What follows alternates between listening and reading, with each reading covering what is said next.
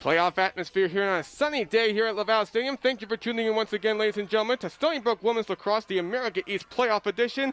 Charlotte Verhulst and Megan Halschuk at the Stony Brook logo, ready for the first face-off of the playoffs. The winner of this game takes on the winner of the 2-seed UAlbany Great Danes and the 3-seed Vermont Catamounts.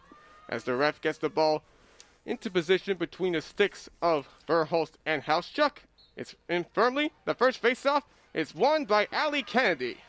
And Stony Brook gets the first possession of this ball game. Now Allie Kennedy almost had a chance to go inside the arc, but she'll move it out to the back of the cage where Kaylin Hart is. Yeah, they're just going to try to break down this defense, see what's different. UMBC's plugging 4 inside 5x5 area and keep them surrendered in that zone defense. We know Stony Brook loves to run motion on the outside. And Kaylin Hart from the right side of the arc almost went inside, but was teamed up well. She had to go out to Macera. Left wing now is Kennedy. She's facing one-on-one and got quickly closing on her. She'll move it out to Huff. Yeah, pushed on the right side now. Going to try to break down there. Here inside the arc, takes her shot. It goes off the stick of Lexi Roberts, and it goes out of bounds. It'll stay with Stony Brook. Kennedy was the closest. Lexi Roberts is probably the best goalkeeper, maybe Karen also, in this conference at reading shots, especially soft lobs like that. Caitlin Hart went from her right to her left, shot on her offside, and tried to lob it over Lexi Roberts. But she got her stick there and pushed the ball back out of play. You really can't beat Roberts that way. You got to fire off the shots and get her off balance in order to score. She will knock down those shots.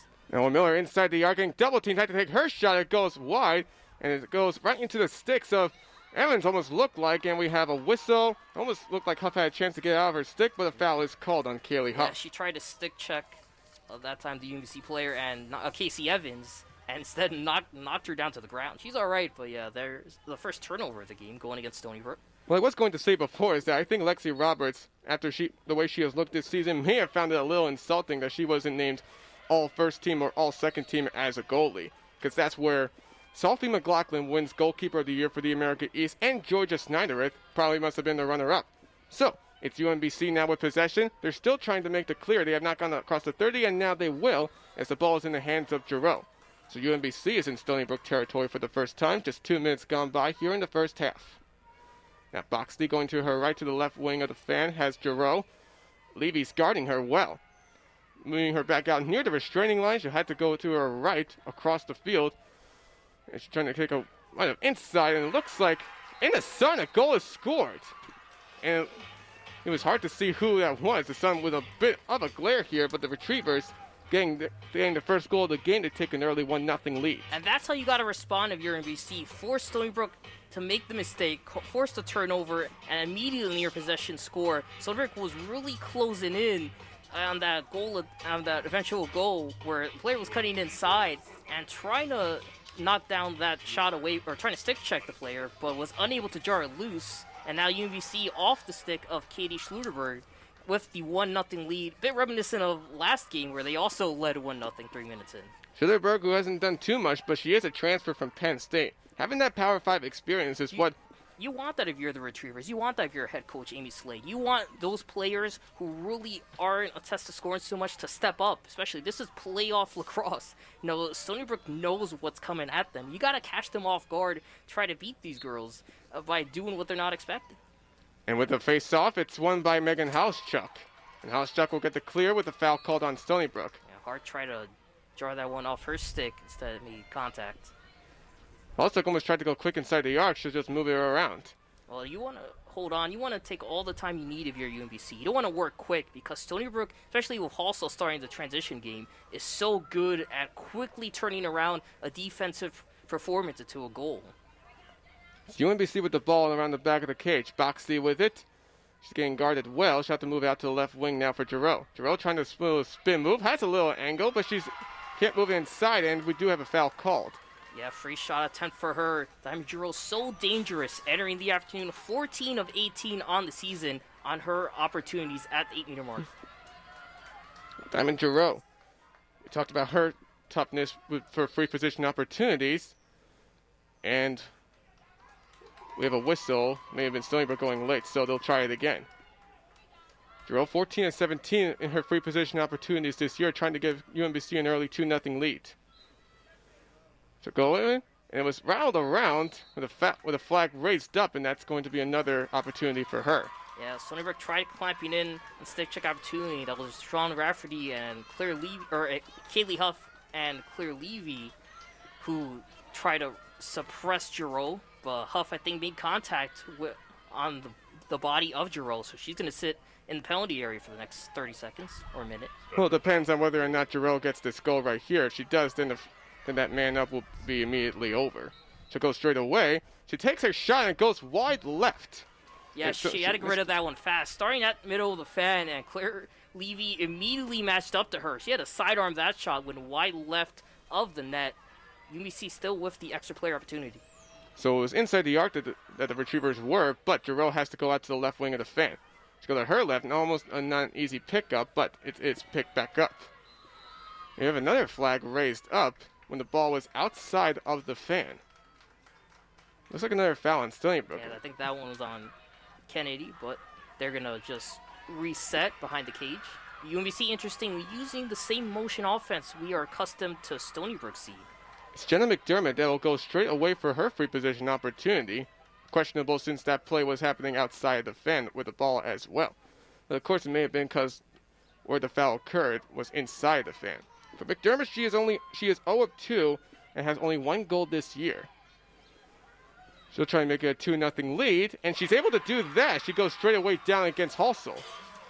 Good awareness. They've been attacking Halsell at the top part of the cage throughout the first 3 or so minutes. So McDermott decides, let's go low. He's able to get it in between the legs. And again, capitalizing off that extra player opportunity. That's how you win the game. Stony Brook's not going to give you a lot of chances, especially being a player down. So you got to take advantage of every opportunity you get. As a result, UMBC leads 2-0 through about 3.5 minutes. So if there's another goal eventually for UMBC, then I imagine Joe Spallina calling a timeout. Not this start that Stony Brook would have envisioned, but they have proven that these type of starts do not phase them. You see him marching on the sideline. He's not happy. He's talking to his girls, kind of motioning, telling them how to play to avoid attacking them at the body. Keep targeting the sticks. Spallina in a nice blue suit top and black pants. Stony Brook, New combo for him.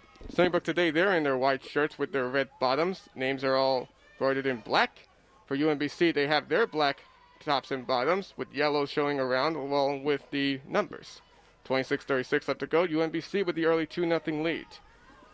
Stony Brook looking to try and get a little strike back. Verhulst and Halschuck once again. We have face-off violation. No, they're going to do this again. Ball may have left early before both girls went up for it. Almost looked like there could have been Ali Kennedy that had a chance to pick up that draw control.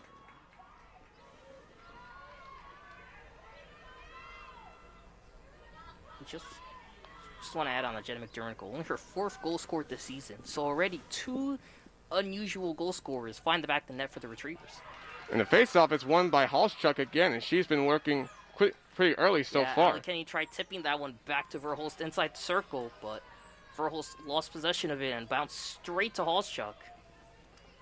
So it's Lily Kennedy getting it out to Giroux left wing. With 15 seconds on the shot clock gone by. Going out to the top now is Halschuck. Going to her left, she'll find Giroux. Giroux trying to shift around against Levy. Nobody's available. She'll go out to her right. Huff nearly intercepted it, but Halschuck gets it back. There's an open hole. She goes over to, it's rattled around. Trying to get her shot, and she does. And the goal, looked like it was scored by Boxty. And already UMBC with an early 3-0 lead. What a goal by Boxty. She was facing pressure inside, and as a result, really couldn't get an overhand shot attempt. I believe that was Levy applying the pressure. She ended up essentially doing a shovel shot, going underhanded with the shot attempt, and still finding a way to sneak it past Halsell on the left side. Now, through 4 minutes, Retrievers up 3-0. This is a start Coach Amy Slade envisioned for her team. Yeah, not for Joe Spallina, because this is not what you want when you're number 6 in the nation. It's interesting. It's reminiscent of the last time Stony Brook hosted the semifinals. They were down 3-0 early and ultimately came back and dominated. I believe that was also against the Retrievers. Well, I'm not sure what to see remember for myself, but we have Joe Spallina indeed calling a timeout. So hopefully he'll find a way to get this team back. Once again, they're down 3-0 at the hands of a team that looks pretty strong. Well, playing against the same team in 5 days doesn't mean you'll all necessarily get the same result. Yeah, and that's the thing. Having the direct script in front of you, having that on hands, that recent experience going up against a team like UMBC does with Stony Brook. This is, again, the third time these teams are facing each other. This is the most common opponent for both of these teams this season. This is the only opponent Stony Brook has faced more than once this season. And for UMBC, they're aware now of the strategies that Stony Brook's employing. And it's not like they really changed much from their past 6-7 years of success, but, you know, having that recent ability, not that the last game didn't matter, but compared to this one, it's almost like a scrimmage where you're studying your opponent's moves and predicting how to counter them for when you face them the next time in the game, quote unquote. And here, starting off the playoffs, that's exactly what the Retrievers have done. They haven't wasted their opportunities. 3 goals scored on 5 shots and 3 free position opportunities. That has been their key to success so far. UMBC has not been to the NCAA tournament since 2003, their last season in the Northeast Conference. That's crazy. And again, it's been so tough with Boston University, UAlbany, Stony Brook dominating the women's lacrosse scene in the America East Conference for the last 15 plus years. So here we go with the face-off again. It goes up in the air, and it's still being fought for. Verhulst moving it out of the way, and we have a foul call. And they're calling it on Charlotte Verhulst, trying to give Kennedy a chance, but the refs do not like her doing Verhulst tried stick-checking Megan Halschuk, but I think made contact with the wrist. As a result, that one's possession's going to UMBC, and not what Stony Brook needed. And we do have a turnover, and it's forced over by Stony Brook, but then we have a whistle, and they're calling it on, on Stony Brook. Yeah, that one foul on Sabella. Dokal missed the pass attempt inside in front of the goalie island, and Rena Sabella was able to pick up that last pass opportunity to force the turnover, but instantly Dokal rolled her and knocked the stick out. Sabella tripping on Dokal, UMBC with possession. And Boxty, she goes from the left side and she gets her goal, a second one for her.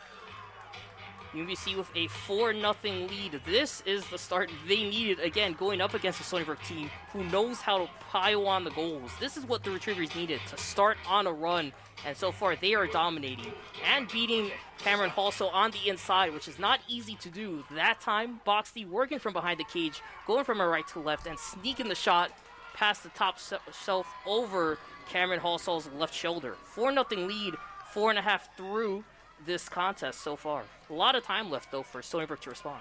It looks like it's because of Charlotte Verhulst that hasn't really gotten anything clear with the draw control. She's being taken out early on this face-off. Yeah, and now Spalina playing on his offensive front here. Sarah Poulos as well, who usually is on the attacking side of the midfield, is now behind the defensive line. So he's definitely going to try to force turnovers here and get his offense on the field to produce a quick goal. And Jane Hampel, the new face-off player for Stony Brook, she does win the draw control. Welcome back, right, Zach? Yeah, definitely the welcome back that she is looking for. Give Stony Brook their second offensive possession here in this contest. 25-10 left to go in the first half. Stony Brook trailing UMBC 4-0. Hampel missing the last month of action for reasons we don't really know. Speculate injury, whatever the reason. She's back, looks healthy, no obvious sign of injury or limping, and she's on the attack on the right wing. 4-2-1 showing Kennedy inside the arc. She'll have to move it out. There is no room available. Yeah, good defense inside. Suppressing right in front of the goalie was the Retrievers' defense. Hard from the right side of the arc. She's trying to bust her way inside. She draws a foul. Yeah, that one on Rachel Walchuk of the midfield. She stick-checked Caitlin Hart hard across the chest. And that will give Caitlin Hart her first free position opportunity, the Seawolves' first free position opportunity of this game. She's 2 of 9, trying to make it 3 of 10, and she can. The save is made by Lexi Roberts, and they're calling an offensive foul as well. Well, it's a good attempt, trying to beat Roberts high, trying to get it past the helmet, but Roberts just got her stick up, was able to pop the ball up, get it in her stick. And we have another foul called as Schlierberg fell down, thanks to a Seawolf player. Yeah, Huff with making the contact there. They're going to start her off just before the goal line extended for UMBC. Now she'll get into Giroux, and again, for UMBC, you want to burn some of this clock, use it, and get another goal, because if you're up 5-0 on the Seawolves, then you're on an impressive run. But you know you're going to have to do a lot more than that with an early lead. So now Schlierberg on the right side, going to the back of the cage. She goes to Kennedy, back to Schlierberg. She's getting tailed well. She'll move out to the left for Giroux. Giroux, she'll try to push it inside the arc. And we have an offensive foul called. Giroux was going headfirst into a Seawolf, and that was caused her to lose it. Good awareness by Allie Kennedy, using the speed to get in front of Giroux and set her feet down, placed it, and was able to draw that offensive foul. You're right, Giroux was going headstrong. Great awareness by the veteran Allie Kennedy. That's a veteran play, Zach. That's something you're not going to get out of your young players. You got to have that IQ and awareness built up in you, like Allie Kennedy does, to draw that foul, that charging foul. So Seawolves will get themselves back into UMBC zone once again, still trailing 4-0, but looking to try and get a goal. Yeah, they're going to start about 20 yards out. So far, everyone outside the fan, but they're going to work inside, especially with the motion. Expect someone like Keely Huff or Jaden Hampel to try to cut inside, and for maybe a Terrell Miller to look to getting them a score. We haven't talked too much about Siobhan Rafferty. Here's Allie Kennedy now on the top of the fan. She'll go out to Hampel, actually. Huff right side, going to the right corner for Hart. Hart trying to set up a pass, will go to her left instead for Hampel. To her left for Kennedy. Kennedy is once again drawing a double team, trying to push inside. She could not. She does find an opening, takes her shot, and do we have a foul called? Allie Kennedy will go for a free position opportunity. Great job there, attacking the left side of the wing. Great pick set by O'Miller at the 8-meter mark to try to draw Kennedy in. UMBC knew that was going to come, though, so they dropped 2 defenders inside. Didn't allow Kennedy to roll from the right. She's able to draw a foul from her left. She'll go straight down for a free position opportunity, trying to get the Seawolves their first goal of the game. They need this badly. 7 minutes have gone by and no goal. Kennedy with her shot off the dirt and into the net. And Kennedy finally gives the Seawolves their first goal of the game, and they've trimmed the deficit to 3.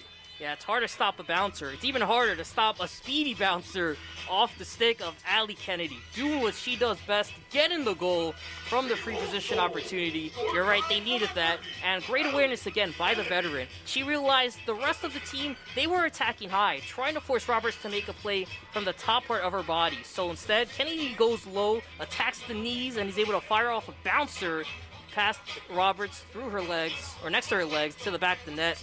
And you're right, almost 8 minutes gone by. UMBC now with a 4-1 lead. Well, let's see if Stony Brook can use a run off of this one, because they don't want to get upset in any fashion, trying to keep their 52 conference streak alive. Hampel once again at the logo with Housechuck. Hampel won the last one, she wins the next one. And with her in the roof, she did see some time playing with face-offs this year, and that is why Stony Brook has looked good as well. They're going to need that against a star player in Megan Hauschuk with the draw controls. She's been one of the 3 key draw control specialists for this team, in front of Allie Kennedy, who's kind of a last-ditch effort, and usually it's Charlotte Verhulst at the front. But again, going up against Megan Hauschuk, you need to get your best player in the circle, and Spalina making that switch, and so far it is working. The speedy Hampel out-dueling Hauschuk. Hart goes to the back of the cage for R-Line. R-Line to the left side going into the grass. No, she'll go back out to the cage for O'Miller. O'Miller with it. Yeah, 2 behind the cage. They're going to try to find someone. Switching over to the right. She takes her shot. It goes wide and goes off the stick of Lexi Roberts. O'Miller couldn't find her way against Lexi Roberts, who's been looking really good with her save so far. Today she has mustered up 4 in his first 8 minutes. The Retrievers' defense as well. Look at Lillian Begley and Lauren Kundu, and even Kennedy Evans. And Dean Hampel forces a turnover, and looks like Stony Brook has numbers. 4-on-3 fast break. Going out of Kennedy, going over to R-Line, and she got hit, but she still gets the goal. Taking advantage of a quick turnover that Hampel is able to scoop up. R-Line makes it back-to-back goals for the Seawolves, and now it's only a 4-2 game. Great goal by R-Line. Great awareness as well. Seen her on the 4-3 advantage, off the pass, inside in front of the goalie. So on the 1-on-1 opportunity, she faked to her left originally. Roberts didn't bite. She reached out as well as R-Line went right. But R-Line holding on to that shot until she just gets past the right bar and lets off that shot just over the stick of Lexi Roberts. Great awareness by R-Line to beat Roberts, who has made it tough for the Seawolves so far. Her second goal allowed, but she already has 6 saves on the afternoon. It shows that she has 4 so far, Ken, but still, like I said, Lexi Roberts had double-digit saves against Stony Brook and is trying to use that little momentum she had despite so many goals given up on Saturday. More saves than goals allowed. And for Stony Brook, you got to capitalize on it the same way as UMBC. They committed a turnover. You got to capitalize on those unforced errors, and that fast break opportunity, a success for the Seawolves.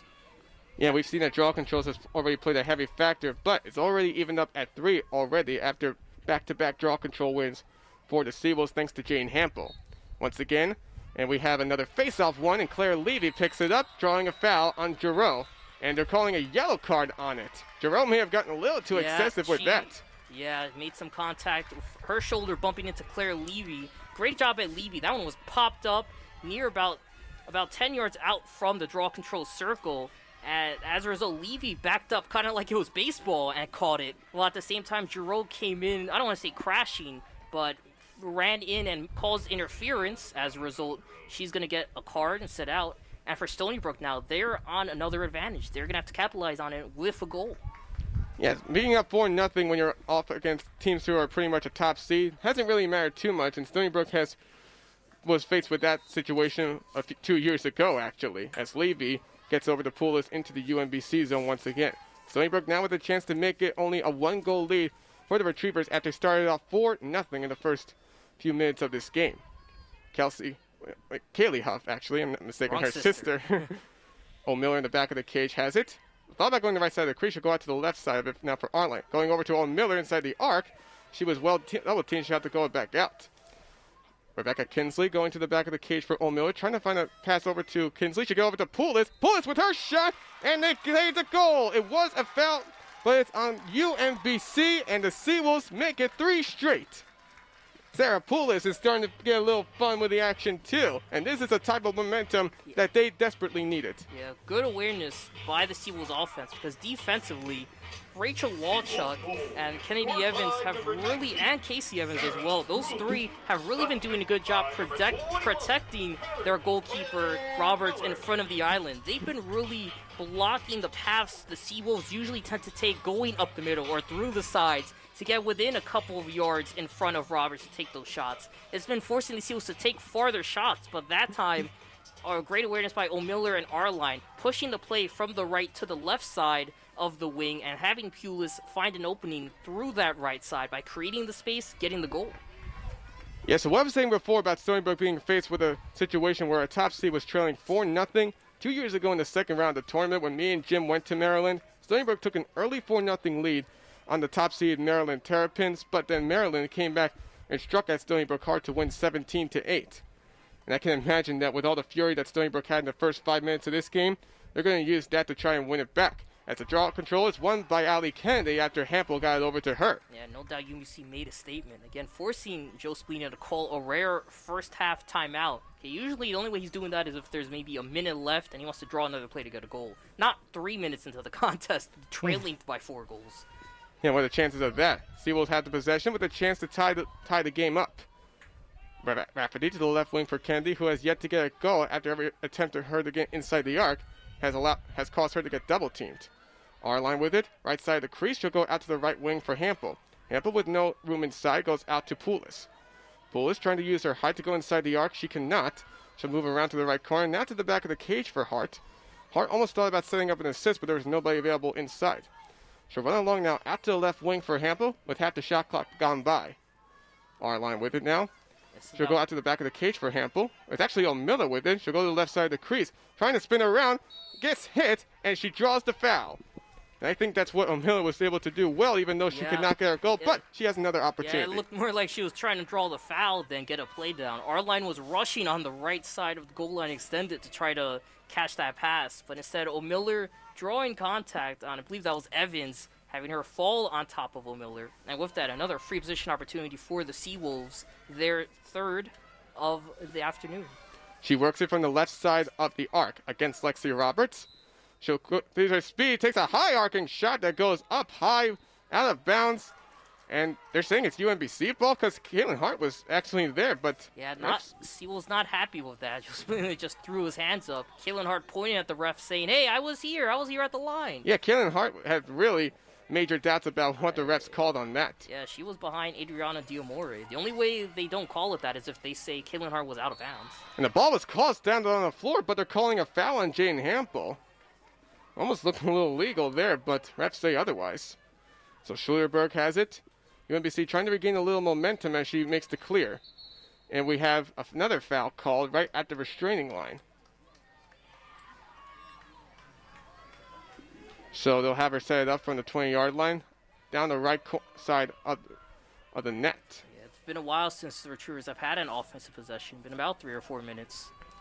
Stony Brook needs to get back into the groove defensively because they have not looked good at all with that first off.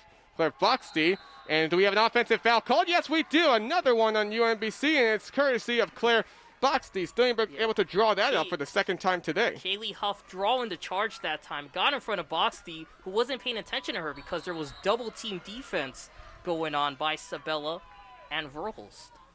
So Huff able to make the clear. Seawolves immediately back in the UMBC zone with another chance to tie the game.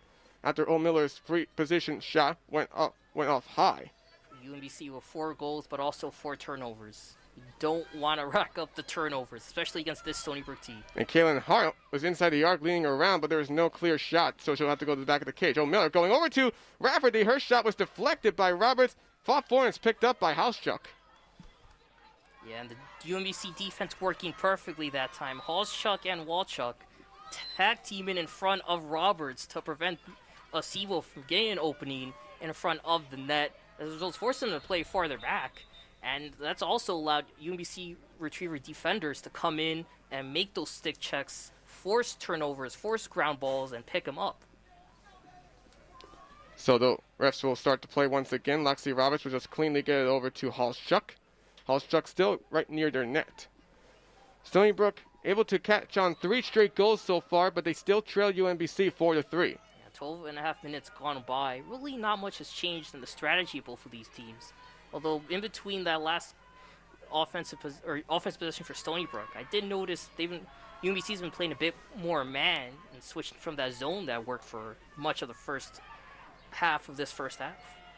Jarrell gets it to the top for Hauschuk. Back to Jarrell to the left wing of the left side of Fan. Pass was nearly intercepted by Huff on that pass, but Hauschuk able to get it. Schilderberg right wing. She goes to the back of the cage for Kennedy. Kennedy thinking about an angle. She cannot. She has to go to Boxty. Back over to Kennedy. Now she goes to the left for Jarrell with 36 seconds on the shot clock. Seawolves keeping their sticks up, making it hard for UMBC player to find an open pass inside.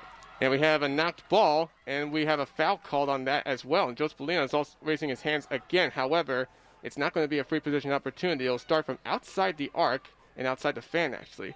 28 on a shot clock. And their refs are making another call again. And 2 of them are converging together to talk it over. That foul on Kennedy, on Allie Kennedy.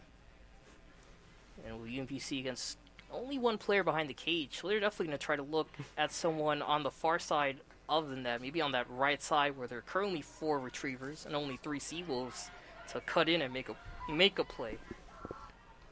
So Olivia Dokal from the left wing of the Fan. She'll try to push her way inside the arc. She gets over to Hauschuk to her right, nearly routed around. No flag called. Reina Sabella dominating, pushing her back to outside the Fan. Well done by her. That's what the Seawolves need to continue to do. If we have another whistle and another foul called. Rafferty making inadvertent contact over the left shoulder of the Retriever. That being, I believe, Lillian Begley. So UMBC with the free position opportunity from the right corner of the Fan. It goes way high and out of bounds. It goes back over to Stony Brook as the closest one there was a Seawolf. Yeah, Julia Markey, great awareness, chasing the ball and really caught Lily Kennedy off guard because she thought she was going to be able to scoop that one up. But Markey flying inside off the left side of the field to pick that one up. So Stony Brook continuing to put up a good defense, having not allowed a goal in almost 10 minutes. That's what they need to continue to do for their offense to get back up. They return to the UMBC zone again. Less than 17 minutes to go. Stony Brook still trailing 4-3, but with a chance to tie the game. Allie Kennedy still with no goals as she goes inside the arc, about to get double teamed, back out to the right wing for Poulis. Every time Kennedy has the ball, she gets double teamed. Hart back out to Poulis, right wing, going to the right wing of the arc. She'll go over to the back of the cage. Trying to set up an assist, nobody was available inside. She'll go to the back of the cage now for R-Line. R-Line looking for somebody available, trying to spin it around. Trying to move it around, takes her shot. It's well saved by Lexi Roberts again. I thought that was a great play designed by Stony Brook. They had Taryn Miller cut up the middle of the wing, who was well guarded by her defender. And Jessie R-Line fake passing to her, instead did a roll dodge from her right to left and took a shot in front of Roberts. But again, Roberts so good at preventing those near contact shots from going in. Read that shot attempt perfectly by R-Line and popped it up into her stick. 4-3 UMBC through 14 minutes of gameplay. Schillerberg able to make the clear. And we have another, no whistle. Somebody on the Seawolves fell down and they're calling a goal on UMBC. Oh, this is really, really weird. Yeah, that Stony Brook was expecting a foul to be called there that time. I believe that was Kaylee Huff who tried drawing a charge on the right wing. Instead, no whistle was blown, and as a result, Lillian Begley gets another goal, or gets her first goal of the afternoon. And as a result, Stony Brook taking their second timeout of the period. Spalina not happy. He's trying to talk to these refs. Yeah, he is not happy at all. You're down by 2, and that's not what you want. So with the media timeout, we're going to send it back to Matt in the studio for just a little bit. With 15:51 left to go in the first half, it's UMBC with a 5-3 lead on Stony Brook. Zach Wilson and Ken Fermin giving you Stony Brook Women's Lacrosse action live on 90.1 FM, WUSB Stony Brook. Okay, guys, back in the studios of WUSB. Matt Mankiewicz here. First off, not a lot going on the men's side except for one very, very important turn of events. The first men's semifinal is in the books, and Albany prevails over UMBC by a score of 14-12. The men's semifinal involving Stony Brook, of course, is just getting underway. We'll have that for you probably in the next break, but we'll check in anyway and see what they're up to right now. And what they are up to is, we'll get you some scores here. And also, the Yankees are playing. We'll get into that in just a second. But right now, live, Vermont and Stony Brook hasn't started yet. So we will have a score for you on the next break. But in the meantime, we will tell you what's going on with those New York Yankees, because they are trailing in the top of the ninth inning by a score of 5-4. Jose Altuve, 3-run homer, erased the Yankee lead and also erased the win for Garrett Cole. Top 7, Mets lead the Cardinals 2-1. More later. Let's send it back. Thanks, Matt. So we're back here at Laval Stadium with the Seawolves trailing 5-3 against UMBC. That was a surprising score so far. I was saying, I bet that's not what you expected to be saying today, especially after Saturday's game. But you're right, Zach. The Retrievers definitely improved. They look so well-rounded. This is the best this team has looked all season long. And the game's not even over yet, but you just tell they were really playing so much better, limiting the turnovers they've made, really just capitalizing on their shot attempts. 8 shots taken so far. 6 have been on goal. 5 of them have found their way to the back of the net. Stony Brook and UMBC have had quite a stride so far for the last few years. In 2018, UMBC had an early shocking look on Stony Brook in a regular season game, but then the Seawolves managed to come back, and that was part of a record day for Kylie O'Miller. As the faceoff is won by the Retrievers, Megan Hauschuk able to pick that off. Fighting off a double team, she gets away. Hampel still trailing her. And again, speaking on the Retrievers, you got to credit head coach Amy Slade for helping them get into the conference. She's been an NCAA coach for 12 years, spent all of them with UMBC, and she's a forward to Marathon Trophy winner herself and has a championship pedigree, being a former player at the national champion 2004 Virginia team. Hauschuk with the ball going to her right, gets it over to number 24 now. That being Jen McDermott. McDermott to Jarrell, left wing. Jarrell getting back over to Schluterberg in the right wing. Well guarded by Rafferty, who hasn't gotten a goal yet in this game. Back to Hauschuk top. To her left now for Jarrell. Half the shot clock gone by. Stony Brook trying to keep up the pressure defensively. Don't call over to Boxty. She's well guarded by Mackey. Shot to go out to Jarrell. Yeah, Maxty, great stick checking attempt there. Keeping her stick all get pressed against the stick of Boxty. Nothing she could do but pass that one out. 30 seconds left to go on the shot clock. You get McDermott trying to get a higher over to Dokal, going into the back of the cage over to Boxty. Boxty out to the left for Jarrell with 18 to go. Almost a high pass. Gets over to Dokal. Had the ball stripped away, but she picks it back up.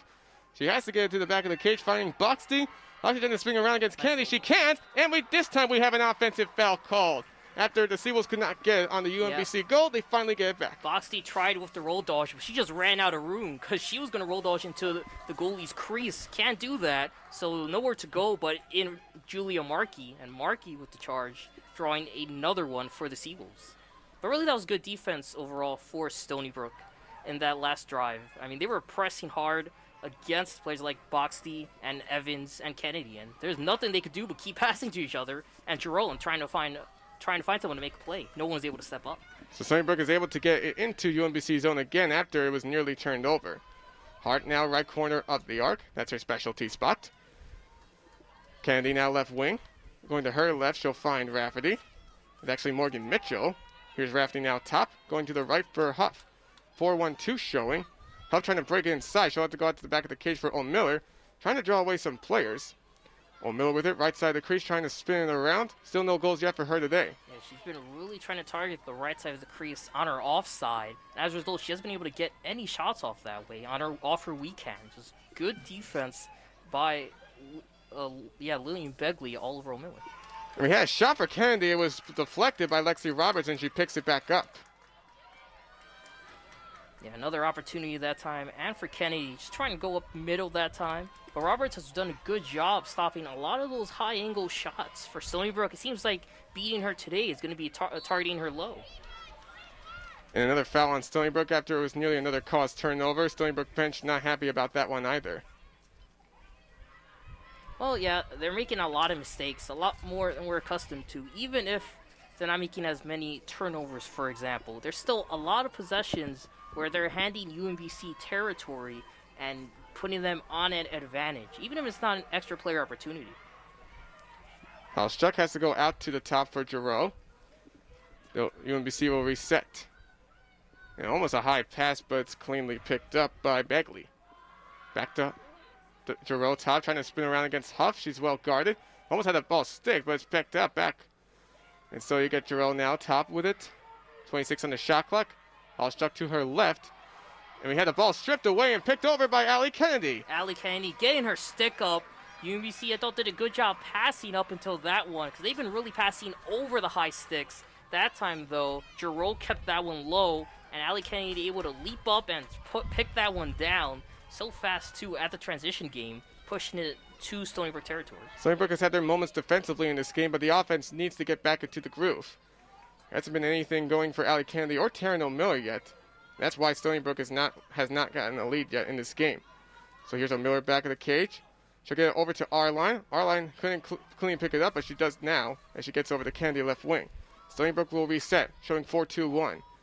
Poulos over to the right for Hart. Hart looking to push inside the arc. She is inside. She takes her shot. She scores from the mid-right-handed side. And Hart able to get Stony Brook still on that momentum. They once again cut the deficit to 1. It's a 5-4 lead for the Retrievers. Hart was being guarded by Kennedy Evans that time, and she realized she had her beat on the offside. But Caitlin Hart, a sophomore, so comfortable with shooting at either side. We know how versatile her shot selection is. She can score virtually anywhere. That time, on her offhand, you're right, good sword dodge to beat the defender, and that time, almost a sidearm shot seeking to pass Evans.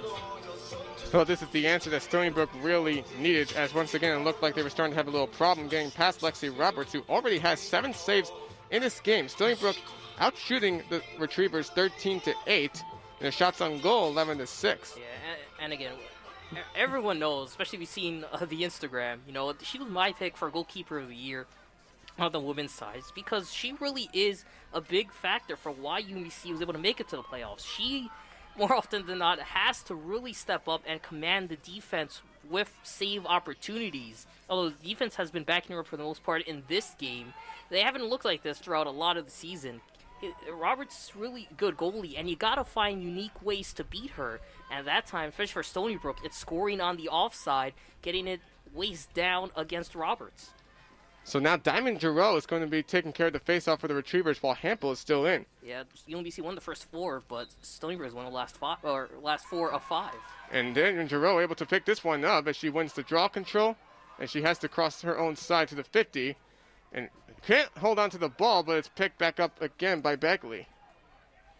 So UMBC able to win that draw control and try and keep a little momentum on their side. 11 minutes to go. UMBC up 5-4. Stony Brook held to one of their lowest scoring outputs of the season.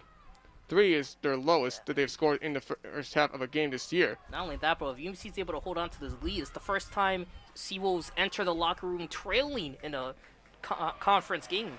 And the ball nearly went out of bounds. Delcal tried to keep it in by going over, but it goes right over to Allie Kennedy. She got her stick on it just before it went out of bounds and tried to roll over the ground ball. Unfortunately for her, it went straight to Allie Kennedy. I think the Retrievers are fortunate that the Seawolves didn't go on a fast break there.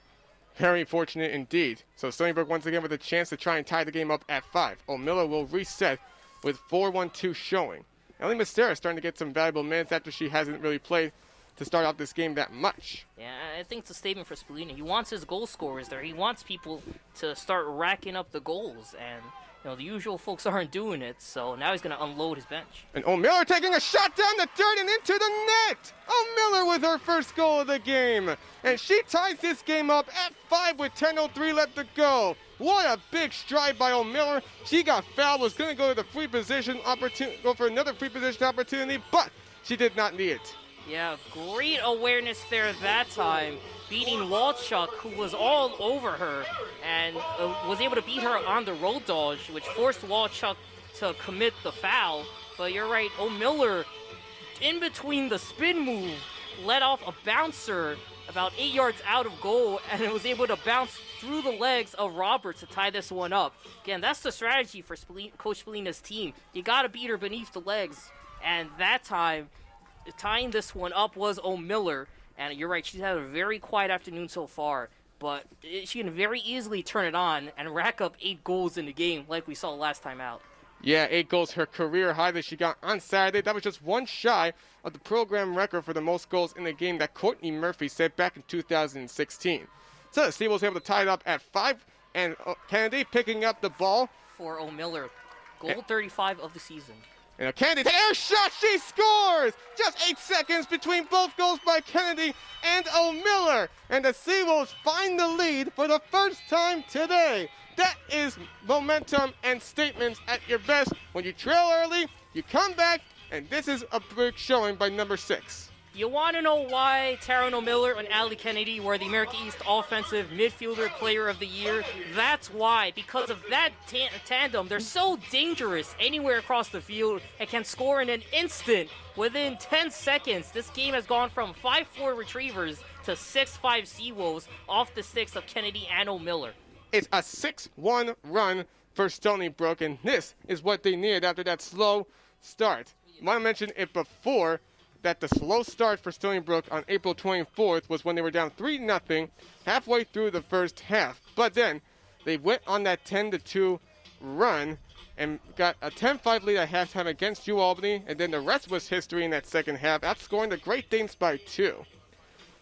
This is exactly what Spallina and his team needed after they trailed early 4-0. And back in 2018, Stony Brook hosted UMBC in a regular season game, and the Retrievers were showing some really interesting looks so far early on, believe it or not, as the Seawolves, they were trailing for a little while. Yeah, but trailing again through the first 20 minutes of this contest. And again, the Retrievers took that beating they got Saturday in stride. They learned from it. They improved from it. Just comparing the stats from last game to this one, the shot differential was 26-7 on Saturday. So far, Stony Brook is leading in shots 15-8. For a long time, it was the Retrievers who had the positive in that category. Same thing with shots on goals. And I think the biggest difference is turnovers, as 7 turnovers for UMBC, 2 for the Seawolves. They've decreased it a lot, but at the same time, gotta limit it some more and stop giving Stony Brook so many chances to capitalize, because they got them burned. Yeah, and this is how they continue to show that momentum. That game also featured the record breakers in the nation by Kylie O'Miller in a career with the points and the assists that she mustered up. And I think I see her on the sideline with her Stony Brook team, trying to give them the type of push and the support that they need. Trying to stay alive as another face-off out of the timeout won by Allie Kennedy. And here is momentum and a possible run for Stony Brook showing. 9:47 left to go. Seawolves with their first lead of the game. They're up 6-5, and they're going to look to try and extend upon that. Joe Spallina always talks about stacking goals. That's what both of these teams need to do to win. Got to stack goals. It's a game of runs. It's been like that this afternoon. UMBC starting out with 4 straight. Seawolves responding on a 6-1 run. And O'Miller trying to find somebody inside after she was along the left side of the arc. There was nobody available. Rafferty now with the right wing. She'll go to the right corner for Hart. Hart she'll move out to Poulis. Poulis running around to the right corner now of the fan. She'll go back to O'Miller. O'Miller's starting to show a little more being in the top of the fan rather than in the back of the cage. Kennedy trying to split up. She's one-on-one. She'll have to move back out. Good defense by the Retrievers. Yeah, that one, Kennedy Evans was all over her with the stick, kept it up, allowed no room breathing for Tyrone O'Miller to sneak inside from the island. Kennedy going over to her left now for O'Miller. O'Miller inside the arc. She'll take a high arcing shot that goes wide out of bounds, but our line was the closest, so the Seawolves will have it with 25 seconds left. This is a motivated Retrievers defense. Kennedy Evans upset over herself, slammed her stick to the ground, letting Tyrone Miller even take a shot. The message is clear. Don't allow the Seawolves to score. Hart with it, going to the back of the cage for Arline. She has to have a quick pass to go in herself, and there is a goal in the confusion, and we have another Stony Brook goal. I believe that one was by Siobhan Rafferty. We'll see, or Sarah Pulis. Oh, that music, that means it's Tyrone O'Miller. That's her second goal of the game. To add to the confusion, it was O'Miller who was parallel with the cage while she let go of the shot, and it had to deflect off 3 or 4 people in front of the goal circle and just roll into the back of the net. I mean, that's something no one saw. So we were actually mistaken. That even with the music, it's Sarah Pulis that gets the goal. Honestly, that's her second of the game. I think it deflected off Pulis' stick somehow as that ball literally bounced to the back of the net. Either way, you take it where you can. Seawolves lead 7-5. 4 straight goals for the Seawolves in this as they continue to rile up the momentum. I mentioned before that sometimes the Seawolves can have some hard starts, and they really had this hard start to the game today, but looks like they're finally able to find the rhythm, the answer that they need so desperately, not giving Cameron Halsall too much to sweat about, as the draw control's been looking good. Verhulst back in the face-off, and it's won by Allie Kennedy. So Verhulst didn't have a good look with draw controls early in this game against Halschuck, but Hampel came in, started to help, and now Verhulst trying to once again back into it. Firmly switched into the favor of Stony Brook.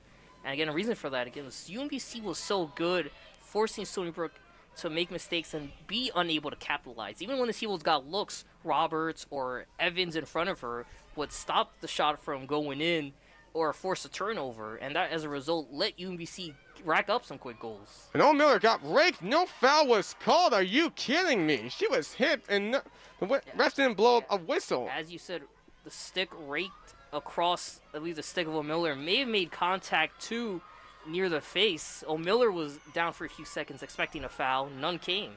Meanwhile, the ball nearly goes out of bounds, but it's saved by Dolkal, and she's able to keep it herself. Last time we saw UMBC on offense, it was Dolkal that was trying to keeping it from going out of bounds, but Kennedy was able to pick it up and force the turnover. Refs bite the whistle. You're the Retrievers. This is where you capitalize. You don't get, again, too many mistakes or handouts done by the Seawolves. They're working behind the cage. Got to try to find someone about 5 or so yards out, cutting in firmly on the left side of You're the Retrievers, because that seems to be Halsall's weak spot today.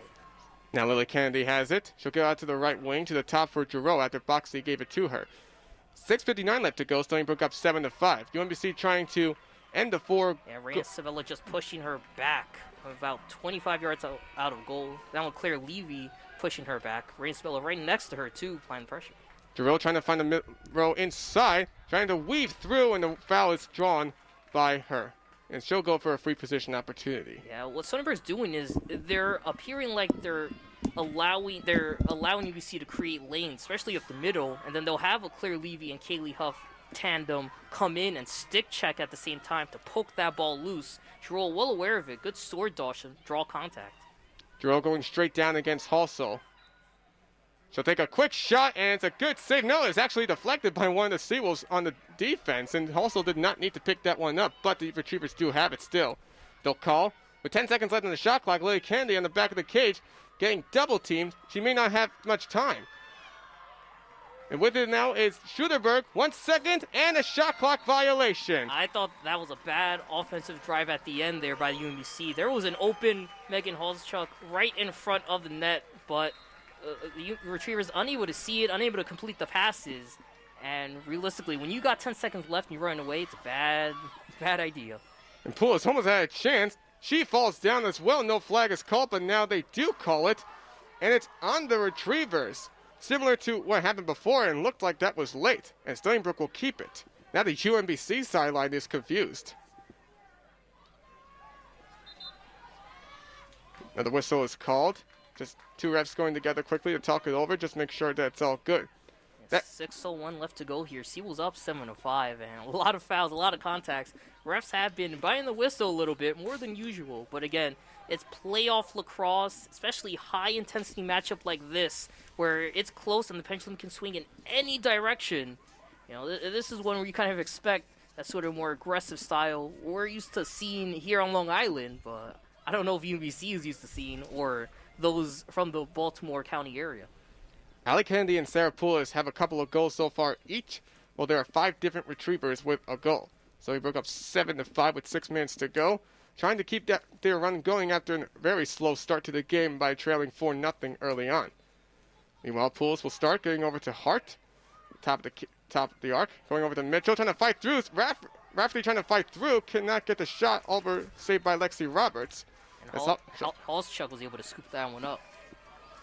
Rafferty has not been getting very smooth. She had a really good start to the season after she was injured during the shortened 2020 season. Mitchell nearly forced a turnover, but they're calling a foul on her. Stony Brook sideline not happy again, looking at the refs, asking, what? How's that a foul? They're calling another one too, and looks like this was more understandable this time. Box D will get it into the clear, as Halschuk will get it to her left for Giroux. Giroux to her right now, finding Box D. Box D trying to work her way against Rafferty, trying to weave through inside the arc, takes her shot, goes wide left, and they're calling a flag. It's on Stony Brook again. I believe there might have been a roughing penalty on Siobhan Rafferty. Right, she has not had a great afternoon, and especially in a tight game like this, you gotta wonder Coach Spolina's thinking about limiting her minutes in that second half. It's not what you want to do, especially you want this to kind of be a shake-up, a wake-up call for Siobhan Rafferty, but again, no shots taken, no goals.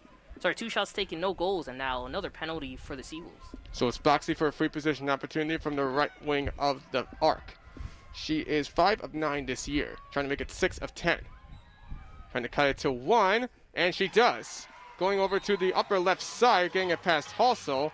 UMBC ends the 4-goal run by Stony Brook, and they cut the deficit to 1. And that's been the weak side of Halsall today. Boxty well aware of that, so great job by her to be aware. And just flying past the Seawolves defense for the one-on-one shot against Halsall in front of the island, and as a result, gets that goal to go in. 1-goal game here. Stony Brook had a really good edge, but UMBC is trying to keep themselves alive.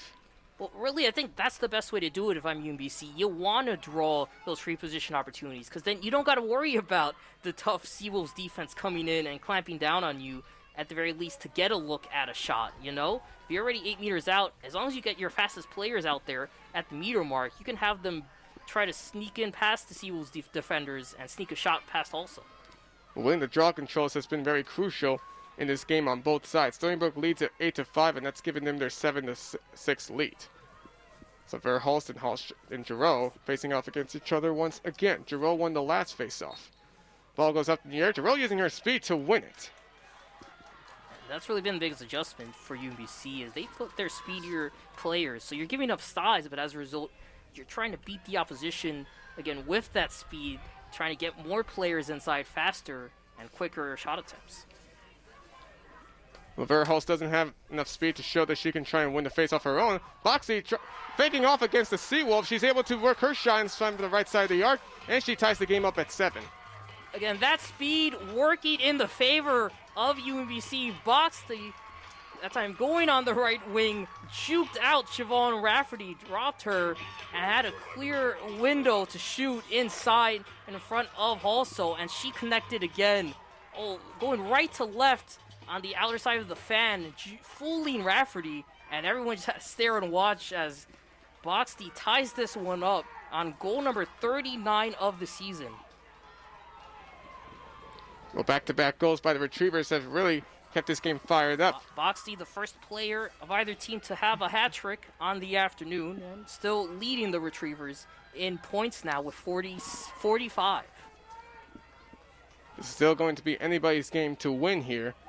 So we got a long second half coming up from the looks of it. Oh yeah, I'm not sure too many people predicted the game would be this close, especially through the first half. But again, you gotta credit UMBC coming off that day rest for both of these teams, knowing the strategy that Stony Brook was going to employ. They've done a great job at countering it for a lot of this first half. Jane Hampel wins the face-off, has taken her head, no foul call, but she does make the clear.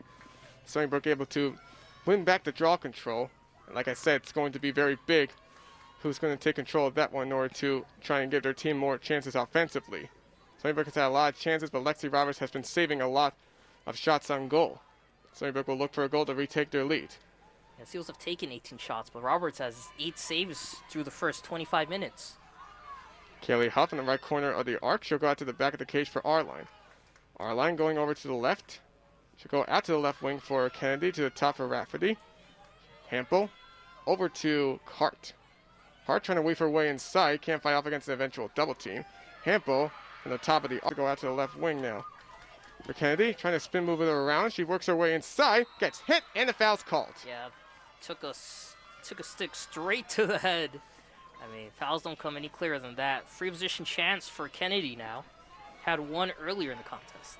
She able to capitalize off it, tried to get another one, trying to get a hat trick with 3:49 to go in the first half. Yeah, Roberts playing tighter now to left side of the cage. Let's see if Kennedy attacks there. She'll wait for the whistle, going straight down on Roberts.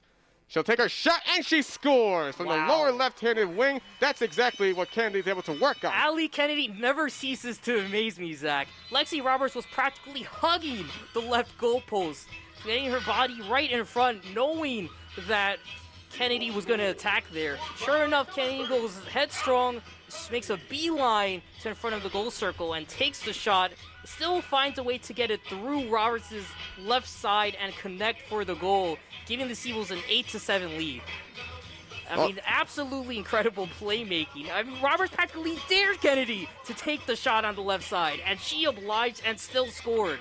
I mean, it is remarkable the playmaking ability Allie Kennedy has on this lacrosse field. The 55th goal of the season for Allie Kennedy has put the Seawolves back up 8-7 with 3:47 left to go. It really is like a video game when she scores, you know? It's like, come up with the most ridiculous scenarios and she'll find a way to do it. Now the second player, first Seawolf with a hat trick in this contest. Kennedy also responsible for half of the team's points, 3 goals and an assist. 3:47 left to go in this first half. Even when she finds herself double teamed by the opponent, that still hasn't stopped her from doing what needs to be done. One of the reasons why she's a Tuerathon Award watch list nominee, and one of the reasons why she's earned so many conference honors. And we'll talk about midfielder of the year, also named to the first team for the 3rd straight season. And Jane Hampel wins the face-off for Stony Brook, and she'll get them into UMBC territory with a chance to get their lead back up to 2. Well, Hampel and Verhulst have been getting their fair shares of face-up draw control wins so far today. Yeah, it's been a tug of war. It has, you know, it's been a battle there, and you're right. It's really dictated why this game is so close. And Hart going at the top of the crease gets it through the knees of Roberts, and she gets another goal. Puts the Seawolves back up 9-7. It's interesting again. You know, the way the Seawolves are beating Roberts isn't by firing off harder shots or letting some shots rip 30 yards out, you know. They're getting close, they're getting in front of her, and just literally parachuting it in between her legs and the pipes, kind of nestling it through her legs. That time, Kaylin Hart went right to left on her offside. Again, another shovel, literally just rolling that shot to the back of the net on the ground, but it works. And Lexi Roberts has been so tough to beat for the Seawolves this afternoon, and that's really the strategy they're going to have to enact on, I think, for a lot of this game to keep getting goals on her. You know, there's no beating her, shooting her straight up. You got to target her down below. 16 combined goals in the first half alone between the Seawolves and the Retrievers. You usually see that as a lopsided lead for Stony Brook, but right now it's a close one. We are witnessing something special here, Zach. This is going to be a game that so many people talk about for a long time. Even if Stony Brook does win this by a close margin, and UMBC gets their easy win, whatever team gets their easy win against each other, still doesn't matter because Stony Brook can Hampel back as Hampel wins another draw control. Huff getting it over to Kennedy. Seawolves may have some numbers here. She's weaving her inside, and she draws a foul. Another free position opportunity coming up for Allie Kennedy. Yeah, bad attack by Adriana Diamore. Try to get her stick check Allie Kennedy, even though the stick was well away from the challenge. As a result, just swatted her across the arm. Now free position chance. She'll go straight down again. So I'm predicting a now low left shot. And going lower right hand, that is where it goes. I was half right. It's obvious. Go low. Kennedy and Roberts expected it too, going to her left. So as a result, Kennedy just bounces that one right. Roberts was nowhere near the ball that time as it flew to her right. 10-7 lead for the Seawolves. And if I'm Lexi Roberts, during halftime, I'm learning how to get into butterfly defense because it seems that's going to be the only way to stop the Seawolves from going down low. She's going to have to really get on her knees, get her stick out underneath her body, underneath her legs to prevent those shots from literally bouncing or rolling in. Again, these aren't hard shots that are finding their way to the back of the net. They're not laying a rip. They're literally just rolling it and bouncing it, and it's the key for success for Stony Brook as Kennedy earns her 4th goal of the first half. And it's another double-digit goals another performance of double-digit goals in the first half for Stony Brook, even though this is still a close game. Seawolves up by 3. UMBC going to try and cut it as they have possession of the ball thanks to Diamond Giroux. Giroux using her speed to get the clear. There's 3 minutes here. Realistically, not likely they could tie this one up so quickly. I'd really try to spend here as the ball is loose. And it was nearly forced over by Mackey, but the Retrievers will keep Amy it. Slade, I'm telling my team, let's milk a lot of this clock. Try to burn the next possession so Stony Brook doesn't have a chance at having a lengthy offensive drive to try to add on to their run. I'm trying to hold off and really not look for a shot attempt until about 30 seconds left on the shot clock. That is a completely understandable right there. Stony Brook still, it doesn't mean that their pressure is going to slow away from them. Dokal, back at the cage to Sluderberg. Now Lily Kennedy working it. She'll get it out to the left wing for Dokal. Couldn't get a pass shot inside. She'll have to get it out to Giroux. Giroux trying to weave her way through the arc. Cannot do that either. She'll have to force it out. Clearly he's so good at close defense. Dokal and Giroux trying to sneak in and past the meter mark, but Levy all over her, just pushing him back. Hallstruck almost had a clear angle from a long distance shot, but double teamed. Levy again, getting in the way, getting her stick up, keeping it high. 20 seconds on the shot clock now. This is where UMBC's got to take a shot. Foxy will take a shot from the upper right hand, and she gets it through. It was a long distance one, but was able to find her way past Halsell. Yeah, that was a great strategy. Going from her right, firing on her strong hand that time, and she was just able to beat Halsell by firing top shelf, and it worked for the Retrievers rather. And Boxty matching Kennedy in the goals department, each with 4 apiece. And again, you got a minute 42.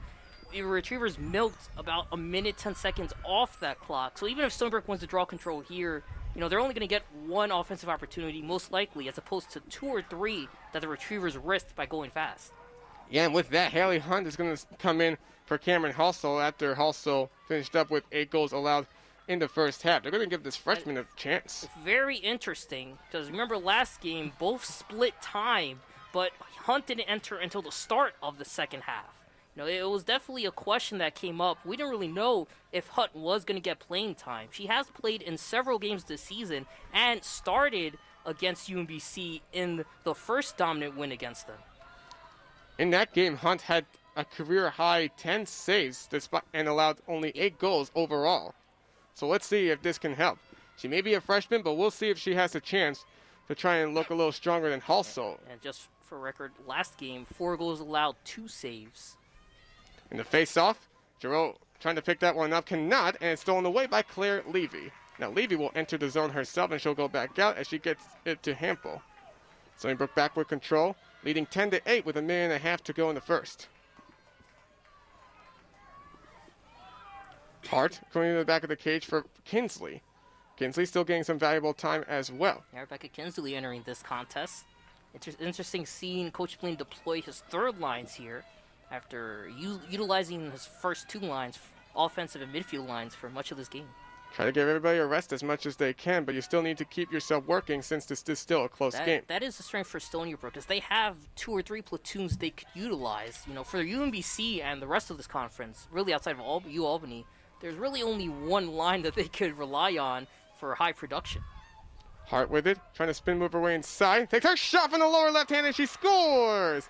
Caitlin Hart gets herself into the hat trick today. And it's 11-8 Stony Brook with just 46 seconds left. And she did it by finding her sweet spot. Tough defense on her. Hart doesn't care. Roll dodge to her right. Gets right near the right goalpost and fires off a low shot underneath the legs of Roberts towards the feed, connects it, gets the shot. 11-8 with 46 seconds to go. Stony Brook right now at their largest lead of the game, up by 3. Not a first half you would imagine for them defensively, but for offensively, getting double-digit goals, it's nothing new. Of course, this is still a lot to work on. This game is really reminiscent to me of Stony Brook's game against Hofstra, where there was a lot of even play back and forth, where it really exhibited that it was a game of runs. It wasn't just Stony Brook going on a 10-2 run in the first half and then a 9-3 run in the second. It was both teams having the advantage during different intervals and countering each other. In the face-off, its ball is still loose, but it's picked up by Diamond Giroux. UMBC does have some numbers here, but Giroux will slow it down so Seawolves immediately reset. Shot clock is off, so they can burn the next 35 seconds if they choose. Stony Brook wants to maintain their 3-goal lead and try and find a way to reset in the second half defensively. And Boxty went right back to where she tried to take where she scored her last time on the right wing. They'll call it the back of the cage for Kennedy, out to the left for Halschuk. She'll go to the top for Giroux. She'll try to wait for her way inside, but double teamed well, can't get in. Just 13 seconds left. She'll have to go out to the right for Schluterberg. 10 seconds left to go. Schluterberg, it's Boxley actually. She'll go pass inside over to Evans, and I think the save was made by Hunt and gets it over to Giroux. Has to hurry it up. Shot saved by Haley Hunt right before the first half. There's your exclamation point. UMBC immediately challenging Haley Hunt, who just checked in for Halsall, and Hunt almost with the I told you, I showed you, kind of gesturing towards UMBC that she gladly accepts that challenge. Two good key saves, preventing the Retrievers from getting on the board again.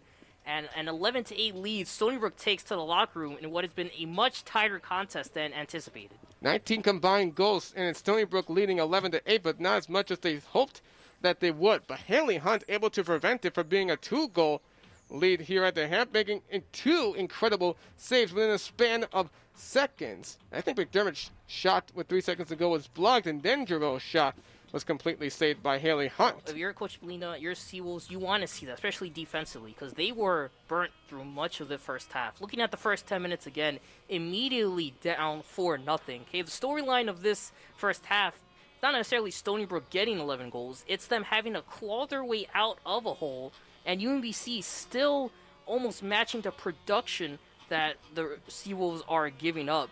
It's 19 shots on goal for the Seawolves, but 10 shots on goal for the Retrievers. Look back at last game, Stony Brook had double the shots on goal. Retrievers had nearly half that. Yeah, and so we're going to have ourselves quite the exciting second half coming up, but until then, we will enter the locker rooms and halftime. It's Stony Brook up 11-8 over UMBC. Winner takes players the America East Championship here at Laval Stadium on Saturday. We will go back to Matt in the studio for our halftime report. We will be back on the air in just about 7 minutes. Okay, guys, we are at halftime at Laval Stadium, and right now I am watching on America East TV the Stony Brook Seawolves and Vermont Catamounts. And right now the Seawolves are leading by a score of 5-2 with 4:58 left before halftime, but it's been a while since anybody has scored. I'll run down the summary for you, and we'll dig that up. So, scoring, Palinetti with a pair of goals. Tom Hawn's got one. Matt DeMeo also has one. Matt Anderson as well. Corey Van Genhoven with an assist. Klosterman and McCormick, 2 goals for Vermont. McConvey has taken 6 shots on goal and only has an assist to show for it. But Cornell and Palma in net for Vermont and Stony Brook, respectively. Palma's got 9 saves right now and only 2 goals against, looking really good. Cornell 5 saves on the Seawolves, but 3:55 is where we stand right now, and Stony Brook leads the Catamounts 5-2. The path to the NCAA tournament may have been made a little easier for the Seawolves because a team that beat them twice in overtime is no more. The UMBC Retrievers dropped the other semifinal to Albany by a score of 14-12.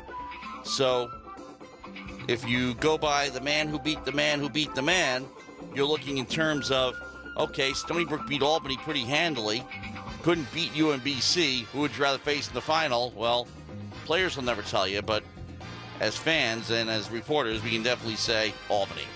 But Seawolves have to win it first. 3:42 left in the second quarter, and they lead it 5-2. But like I said, it's been a while since anybody put a ball in the net.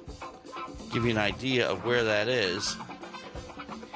The last one was scored by Palinetti at the 4:20 mark of the second quarter.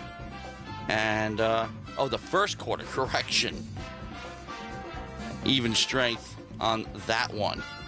So, let me just double check that because, neither team has scored in the entire second quarter. That is no lie there. And we are played 12 minutes of it. So, continuing on, we'll see what's been going on in Major League Baseball. And a couple of games are in the books. The Astros salvaged one against the Yankees. Jose Altuve turned the game around in the 8th inning and cost Garrett Cole a win. And that the final score, Astros 7, Yankees 4. In 10 innings, Rangers beat the Twins 4-3. Phillies beat the Brewers 2-0. And games in progress right now. We're in the bottom of the 8th in Boston. Tigers lead the Red Sox 9-8. In the bottom of the 8th in St. Louis, Mets lead the Cardinals 4-1. Top 8, Indians lead the Royals 3-0. Blue Jays lead the Athletics 3-1, bottom third. And in the middle of the third, Braves and the Nationals no score. Games remaining on the MLB schedule tonight. You've got 6:40 p.m. start for the D-backs and the Marlins. Rays and the Angels start at 9:38 Eastern Time. Happy birthday, Willie Mays, turns 90. And on the other hand, a guy who's hit 7 more home runs than Willie Mays has been DFA'd, designated for assignment. The Angels designated Albert Pujols for assignment on Thursday, leaving the 41-year-old's playing future in limbo. He was in the final year of his historic 10-year, $253 million deal, which included a $10 million personal service contract once the deal was complete. And the interesting thing here is that depending on when you think they start counting RBIs as official statistics, he is only 3rd overall to Hank Aaron and Babe Ruth, or 2nd to Hank Aaron, again, depending on who your sources are, in RBIs. He could still challenge it. 667 home runs, 2,112 RBIs, 3,253 hits, 2,886 games played, and he's a shoo-in for the Hall. 5th on the all-time home run list, having passed Willie Mays last season. He was drafted by the Cardinals in the 13th round of the MLB first-year player draft. We continue on. We've got some hockey coming up for you, and everybody's in action tonight. You got the Blackhawks taking on the Carolina Hurricanes at 7. Same time for the Rangers in Boston. The Devils taking on the Islanders at 7 at the Coliseum. The Islanders already in the playoffs. Who they're going to play is the only thing still subject to wins and losses.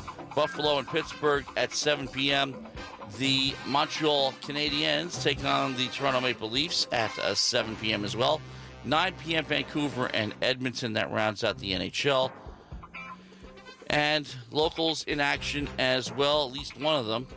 7 p.m. in the NBA, Bulls and Hornets, Wizards and Raptors at 7:30, Nets in Dallas at 7:30, 8 p.m., Grizzlies and Pistons, also 8 p.m., Hawks and Pacers, Thunder and Warriors at 10, and out on the coast, finally, the Lakers and Clippers. They just trade locker rooms. Other stories that we're following before we go back to the guys. The NHL has fined the Rangers $250,000 for ripping the Tom Watson fine and calling for the firing of Department of Player Safety head George Parros. The Rangers were incensed as the NHL opted to fine but not suspend forward Tom Wilson from the Capitals for altercations with New York forwards Pavel Buchnevich and Artemi Panarin on Monday night. He got a $5,000 fine, maximum allowable under the collective bargaining agreement, and just about nobody thought that was enough except for Caps fans. Okay, it is time to send it back. One last check on the Seawolves before we part ways. 30 seconds left in the second before halftime. Seawolves still ahead 5-2 on the Catamounts. And again, no goals scored in the second quarter at all. But we'll send it back to Zach and Ken. Guys, it's all yours. Thanks very much, Matt. So we return now to Kenneth Field Stadium on the campus of Stony Brook here in the 2021 America East Women's Lacrosse Tournament between the top seed Stony Brook Seawolves and the 4th seed UMBC Retrievers. Just 2 minutes away from halftime, Ken. Stony Brook had a really rough start to the game, giving up 4 straight goals to begin, but then ever since that, they went on an 11-4 run, and UMBC is still trying to keep it close. Yeah, UMBC has done a great job keeping it close so far, and coming off that tough loss on Saturday against the Seawolves. Again, this looks like a completely different team. I said it before the break, I'm just kind of going to enforce it. It is really reminiscent of the Stony Brook game where they hosted Hofstra, where that one was a more low-scoring game. They entered the locker room at 7-4, but UMBC is at 8 goals through the first 30 minutes and is only trailing the Seawolves by 3. I mean, the last time that we've seen something like this, where it was still a close game after the first half, besides Hofstra, was when Stony Brook faced UNC and Syracuse, and they were trailing in both of those occasions. So it goes to show UMBC definitely utilized their practice, the experience playing the Seawolves two times beforehand, and really are on the ball in this game. Yeah, they really are. And this UMBC team, the fact that they have 8 goals in this game, I don't know if I should be 100% surprised. In their last home game of the season, when they hosted Binghamton, they put up 27 goals completely. That's a record in the program and the conference for the most goals ever scored by an America East team. You're absolutely right, Zach. I mean, this team was overlooked because of their seed. I mean, this team has so many talented players, again, led by the sophomore attacker, Claire Boxty. She had a hat trick, is at 5 goals now, leading both teams in the first half. And, I mean, this team wiped the floor with Cameron Halsall. Halsall only had 2 saves, gave up 8 goals, and was substituted out. Looks like Haley Hunt's going to start in between the pipes for Stony Brook in the second half. Lexi Roberts still leading the defense for the Retrievers. But, yeah, they've really targeted her, especially on her left side, and are really able to rack up and score a lot of goals in succession, put Stony Brook on the ropes. But I think the Seawolves' best asset has been how they battled back. They clawed their way back to tie the game, took the lead with 10 minutes to go in the first half, and are still holding on to the lead. But a big 6-2 goal run is what's keeping them up front entering the second period. Yeah, and they're going to have a lot of work still to do offensively. So with that, halftime is over, and we are just about to begin the second half here at Laval Stadium. That's the key for both these teams to win. For both these teams to stay in the game, you got to keep the shot total close. That Hofstra game, Hofstra led the Seawolves in shots taken through the first period, 17-14. And last game, Stony Brook obliterated the shot totals, 26-7. But here in this game, both teams are on par with each other. 22 shots for Seawolves, 15 for the UMBC Retrievers. So it looks like we got Verhulst and Diamond Giroux ready to start the second half with the 21st face-off of this game. There's the ref. We'll get the ball set well between Giroux and Verhulst. And you guessed it, Haley Hunt is once again staying at the goalie position. Had a good looking end to the first half after there was a shot on her that was blocked, and she was able to save a shot on goal by Diamond Giroux. And again, I think the big reason is, again, you're so used to your opponent after facing them so much, especially in succession. So you have the scouting report on Cameron Halsall, and you know her weak points, and UBC was able to capitalize on it. It's going to be a lot harder for Hunt when you faced her, or when you've seen less footage of her. Diamond Giroux wins the face-off. The ball knocked loose by Mackey, but Docal able to pick it up. At least it was clean and no foul was called. Yeah, so good stick check by Markey, held her stick, and just pushed that one up against the stick of Docal. Halschuk has it to the top of the fan. She'll go to the right for Boxy, who leads the way with 5 goals today. She's been on a mission, as the pass to her was intercepted by Levy. Ball still being picked up for him. It's finally picked up, and it's Sydney Gagnon. Claire Levy has been tremendous defensively, just swarming in anywhere the shot is even remotely in the range of the goalkeeper. That one poked away and was able to allow Gagnon to scoop up the ground ball, and now Stony Brook with the offensive possession a minute in. That's what we usually see from them this season. Whenever there's a pass attempted to be made by the opponent inside the arc, they immediately knock it loose and get to cause turnover. Now Hart has the ball right corner. She'll go over to the top for Huff. She'll set up to her left now for Kennedy. Kennedy the left wing with 55 on the shot clock, trying to spin it around. She can't go inside well. She'll take it from the right side with her shot that goes wide left, and it stays with Stony Brook. Miller was the closest. Kennedy tried to go all action on that, but it wasn't enough to get anywhere near Roberts from the looks of it. And O'Miller, she'll try herself from the left side, and she'll score. Yeah, O'Miller working fast. Credit a screen set by a teammate, not even Macero. We'll double check there. But again, coming in off the whistle, going from her right to left, and on her strong side, able to just roll one in underneath the legs of Roberts and getting it to the back of the net. 12-8 game for Stony Brook, a minute and a half into the second period. A much better start to the half for Stony Brook than it was to begin the game in the first half, by being able to capitalize quickly by one of their star players in the conference team and nation, O'Miller, with 2 goals and an assist so far today, has 3 total points. I believe that was Macero. She won't get credited on the stat sheet, but she should be credited with an assist because she set a great pick that put the defender Evans just a step behind O'Miller and gave Taryn the window she needed to release the drop shot underneath Roberts for the goal. So what we saw right there in the first minute 26 of the second half is what we've seen out of Stony Brook this year. What they are capable of doing defensively and what they can do as well on offense right after that. If they continue to put that up, then they'll be able to pull away from UMBC for good and ensure their 9th straight America East Championship appearance, which is what is on the line for them today. Meanwhile, we have a face-off violation. It was going into the sticks of one of the Retrievers, but it didn't matter as UMBC still has out the face-off violation. So Halschuk will get the clear immediately into Stony Brook territory, and a high pass over the box that goes out for a stick. Boxy trying to work quick. She gets it back. The goal line extended, trying to cut inside on the right side. UMBC wants a quick response led by Boxty, but it wasn't able to get her stick completely on it. They're going to reset on the outside. Boxty, right wing of the fan, gets double team, goes across field out to the left for Giroux. Giroux to her left, going inside to Dokal. Gets double team, can't find a way inside the arc shot to go out for the top for Halschuk. And Halschuk going to her right for Boxty. Boxty trying to move her way around, can't get past Rafferty. She'll have to go over to the left side. And she finds Giroux left wing of the fan. With half the shot clock gone by. Gets it back over to Halschuk. Huff tailing her. She'll go to the back of the cage for Boxty. Boxty worked well against Gagnon, about to get double teamed. She'll move out to the left wing for Giroux. Giroux can't get her way inside. See somebody available. There is Begley inside the arc.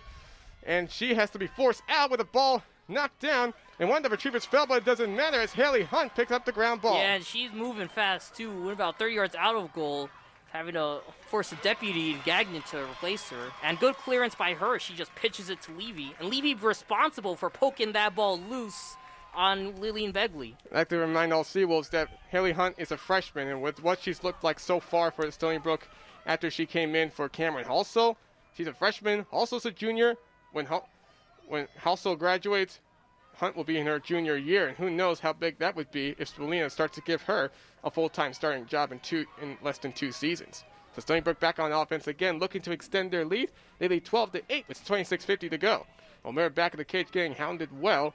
She'll have to move out to the right side of the crease. Can't go away. She'll take her shot right side. It was blocked, but picked up by Allie Kennedy eventually. Did a sword dodge going right to left.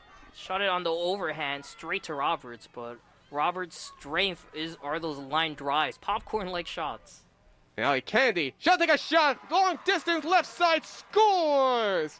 Allie Kennedy is fantastic. She ties Claire Boxley with a game-high 5 goals. Yeah, and Kennedy did a great job reading the play. There were 3 Retrievers, all converged in front of her, about 10 yards outside of the goal.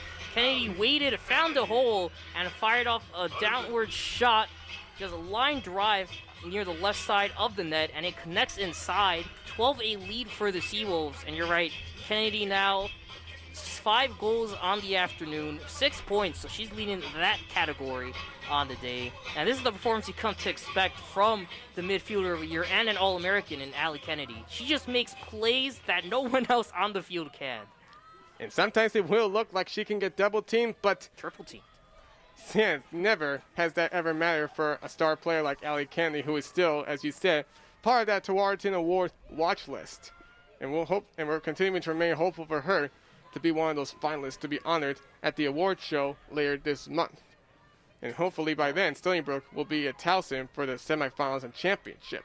But they want to look better than they did today once the tournament comes. Kennedy is, again, an incredible player. 7 goals entering today on the season against UMBC alone. Top 30 in draw control, free position goals, points, you name it. She's a statistical anomaly. She is there. UMBC wins the face-off after drawing the foul on Stony Brook. They get it right into Stony Brook territory. Seawolves up 13-8 with 26:10 left to go. Still a lot of time in this game, but the Seawolves trying to keep up this run in order to try and make sure that they can eventually win in the end. Don't want any upsets on their minds. Haven't really been truly upset since 2019. Box D to the back of the cage for Schluterberg. To their left now for Lily Kennedy. Out to the left wing, she'll go to Giroux. Giroux double team, Levy tailing her, goes out to the top for Housechuck. Housechuck nearly rattled by Huff, but she'll get it inside to Boxty. Boxty has to go out to the back of the cage for Schluterberg. To her left for Kennedy. She'll go back into the green to the left wing of the arc for Giroux, and the ball, bad pass.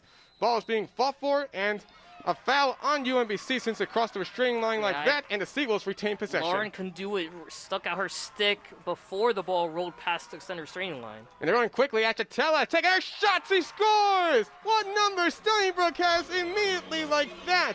Only a few seconds. Yes, what speed? Seawolves fast on the transition. There's arguably no team in the NCAA better than Stony Brook. On the fast break, they were actually down in the numbers department, 5-on-3.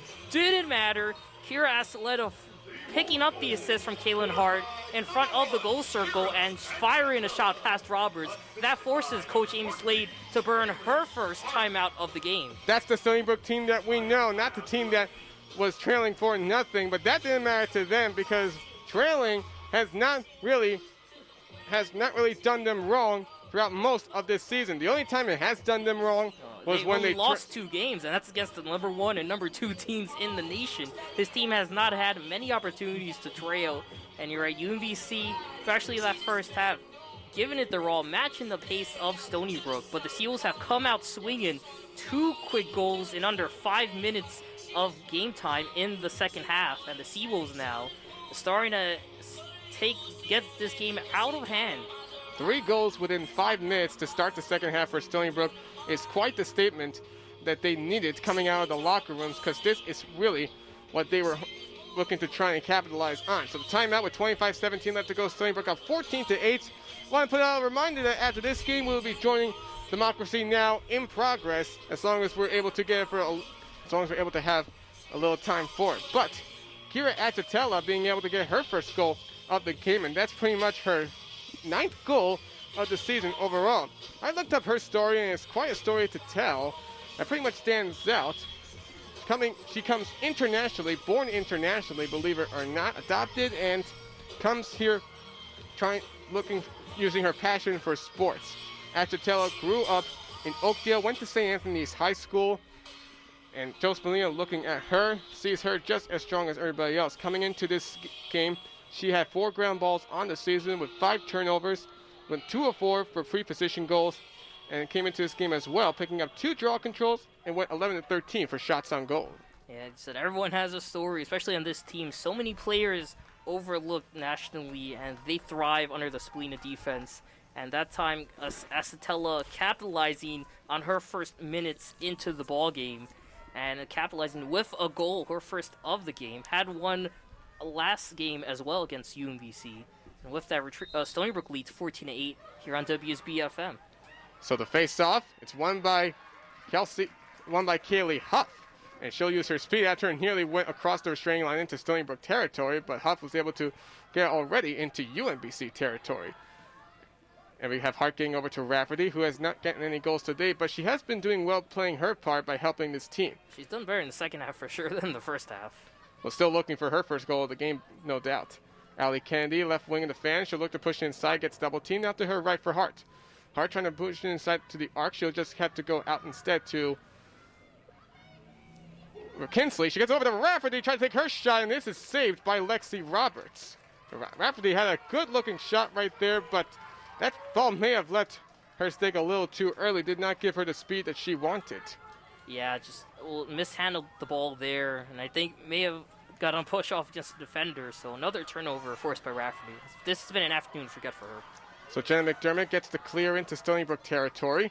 She'll slow it down out to box the right wing. UMBC trailing by 6 minutes into the second half. Getting an inside pass over to one of her retrievers. That was Dokal, but she was not able to get past the Seawolves to try and take a shot on Haley Hunt. So Boxley will take it out the right corner of the fan. Out to the touch with a Hall shot. It was a bad pass, and it goes right into Hart's hands across the restraining line. Yeah, right to the stick of Hart that time. Another fast break chance here. Hart going with numbers, gets it over to Poulis, gets over to her left for O'Miller, trying to swish it inside, shoots it and scores! And there it goes again with the numbers. Taryn O'Miller, the third Seawolf, to find herself with a hat trick today. Yeah, it's 15-8 Stony Brook. 4-on-4 fast break, capitalizing off the error of the UMBC turnover. And again, this is how you lose games. The Retrievers limited the mistakes they made in the first half, but there another errant pass, finding the stick of a Seawolf, and almost instantly, it's almost automatic. If you lose the ball like that, and you see yourself on the transition against Stony Brook, the Seawolves are going to end up with a goal. That time off the pass by Hart was O'Miller for, again, you said, a third goal, another hat trick. Hasn't scored 8 goals like she did last time, but she has really dominated on the field against UMBC this season. O'Miller on her 37th goal of the game continues to give the Seawolves that huge momentum, going on a 5-goal run that goes from late in the first half. As the draw control won by Verhulst, doing it herself, gives Stony Brook possession once again. O'Miller might be looking for number 38 or 38th goal of the season. Already leads the team in points entering at 71, and she could hit 80 by the end of this conference tournament. Yeah, but the one who leads the points right now is Allie Kennedy with 5 goals and an assist. You just know that's what you see out of those star players, as there's no end to it. Sarah Poulis with the ball to the right wing of the fan for Atatella. She'll go to the right corner for Hart. Hart trying to swish her way in. She does find a hole, gets over to the shot, and goes wide right, but it's picked up by Kinsley. Trying to get a pass over to Rafferty, she scores! And actually, that was somebody else on Stony Brook. I think that was Poulis, judging by her vantage point. And it was, first off, it was a good sword dodge on Kaylin Hart to create a space up the middle and sneak through on Roberts. But she fired off a high shot, bouncing off the stick, and ultimately the shot attempt was scooped up by Rebecca Kinsley, who dished it to Poulis. And on the transition, Poulis firing off a shot to the back of the net. And this game is getting out of hand now for Stony Brook, leading 16-8, 7 minutes through the second half. It's getting so out of hand that might be that is the curtain call on Lexi Roberts for the day. And so the freshman Isabella Fontana will come in. Fontana on the year with 5 saves and 5 goals. Has not recorded any records herself. She is a freshman from Chevy Chase, Maryland, went to Holy Cross Academy. And I think now's the right time for the switch. And you know why? Lexi Roberts is very talented. We know that. It's been so good at stopping a lot more Seawolves goals from coming through. That's correct. But the Seawolves have really found a way to exploit her below. You know, she's so good at preventing shots from coming in at the top half of the cage, but has been she has no response to those low shots. And the Seawolves have been abusing that and scoring as a result of using that exploit. And for Roberts, you know, her afternoon's done. And for the UMBC, their season may be over if Isabella Fontana doesn't deliver a perfect performance in between the pipes for the next 23 minutes. It's amazing to think how in the first 10 minutes of this game we were starting to get worried about Stony Brook, but after that, no problem now. They lead 16-8, win another draw control thanks to Claire Levy. And again, it's interesting because they don't necessarily have their first line out. They have a mix of repertoire of players with Allie Kennedy, Taryn O'Miller, Kira Astaleta, you know, Sarah Poulis, Rebecca Kinsley as well. You know, they have a mix of their 3 big platoons, and it is doing damage against the Retrievers. It's really been the key. The Retrievers have a great strategy against the top line, but they really haven't had a response defensively against the rest of the team. Chicella trying to weave her way in for a shot. It would look like it was deflected by one of the Retrievers. Checked by one of the Retrievers, and as a result, a turnover there. That shot was blocked. Yep, and it looks like it was a bad pass. And immediately swooping in to try and get the ground ball, Sydney Gagnon, and she'll draw the foul. No good look at being able to make any clears. Good awareness by Gagnon. Almost crossed the goal line extended, or their straight line. And she takes a step forward, and that ball is going the other way. Well, how about this? Ever since Haley Hunt came into the game, things have been looking pretty smooth there for Stony Brook. She only has one save so far, but her defense has been backing her up. Yeah, offensively as well, because the Retrievers haven't taken a shot yet in the second half. It has been all Stony Brook. 9 shots so far through the first 9 minutes, 5 of those ending up in the back of the net. Well, who knows if looking down early may have given UAlbany or Vermont an early look at whether or not they may have a chance to do some damage. But now that Stony Brook is finding their stride and looking like the team they have been all season long, it's no doubt in my mind that they're going to probably get themselves back into a better groove. Meanwhile, there was almost a shot on goal for Stony Brook, and it was being fought for in front of the crease. Not even Fontana could try there. Stony Brook keeps it. O'Miller trying to weave in from the right side of the crease shot to go to the back out to the cage for Kinsley. Getting a pass over to Poulos, and she scores on the right side. Poulos already had the last goal on a hat trick, and now she capitalizes on her 4th. This is a season high for her. And Poulos stepping up big for the Seawolves, and they're really capitalizing on those rolling plays. Poulos cutting in on the right wing, cutting inside, and in transition, firing off a shot. She isn't staying stationary to take these shots. She is moving forward towards the net and firing them up past the right shoulder of Fontana, and it is working. As you said, a season high for Poulos, someone who was looking to have a breakout year, and when there's so many talented Seawolves, it's so tough to shine, amongst all the talent here. But she was named a co-captain for a reason, and now gives her 10 goals on the season. Yeah, Sarah Poulos has not really done too much this year, but we know that when she gets herself playing a lot, that's when the momentum for her starts to rile it up. And really, this Seawolves team just not letting anything go to chance here in the second half. This is a big season for Poulos as well. One of the many seniors on this talented Seawolves team. So winning another conference title and ultimately vying for a potential NCAA championship run is definitely the way she and so many other of these players want to cap off their careers. Look, you can have rough starts sometimes, but when you come back and win it all, that's not going to do too much damage to you eventually. Meanwhile, Hoschuk gets her shot, and she scores, being able to just barely beat out Haley Hunt. So for the first time here in the second half, the Retrievers are able to get on the board. That was their first shot taken, and it was 9 minutes. 9 minutes and 8 seconds before they were able to take a shot. But Hoschuk making it count immediately on the draw control, beating everyone. There was only 4 Seawolves defenders in the area, so she just made a beeline to the net and beat Hunt down low on the left side of the cage for the first goal in a very long time for the Retrievers. Well, they were able to work on it very quickly as they really had some numbers down. Hoschuk pretty much doing the same thing that Kennedy did late in the first half by picking up the draw control and then immediately getting a goal off of it. Yeah, it was their first goal in over 10 minutes. The last time they had a goal was 1:42 remaining in the first period. And that's very big for them. They're still facing an 8-goal deficit with 20:52 left to go. There's still plenty of time, but knowing Stony Brook, if they continue to try and play their offense, then there may not be any chances left for UMBC because who knows if time's starting to wind down on them. Oh, it absolutely is. You start feeling the pressure now. It's a lot easier to deal with it when it's an 11-8 game. Claire Levy is rocked around, but she doesn't draw a foul, and they're calling a foul on Sydney Gagnon, and they're calling a yellow card on her. And Joe Spallina is really, really irate. Yeah, it's not the first time this game where a Seawolf has made contact, a UMBC player has made hard contact with a Seawolf player and fallen hard to the ground.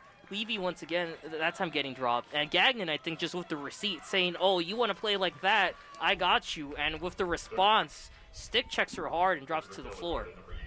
Yeah, they're showing that replay of what happened. And for Levy falling down, she may have actually bumped into Rafferty. So that's probably why the refs didn't call a foul on UMBC. So I would probably understand that. But if Stony Brook had a better understanding of knowing that actually happened, then I don't think Gagnon would have gotten that rough.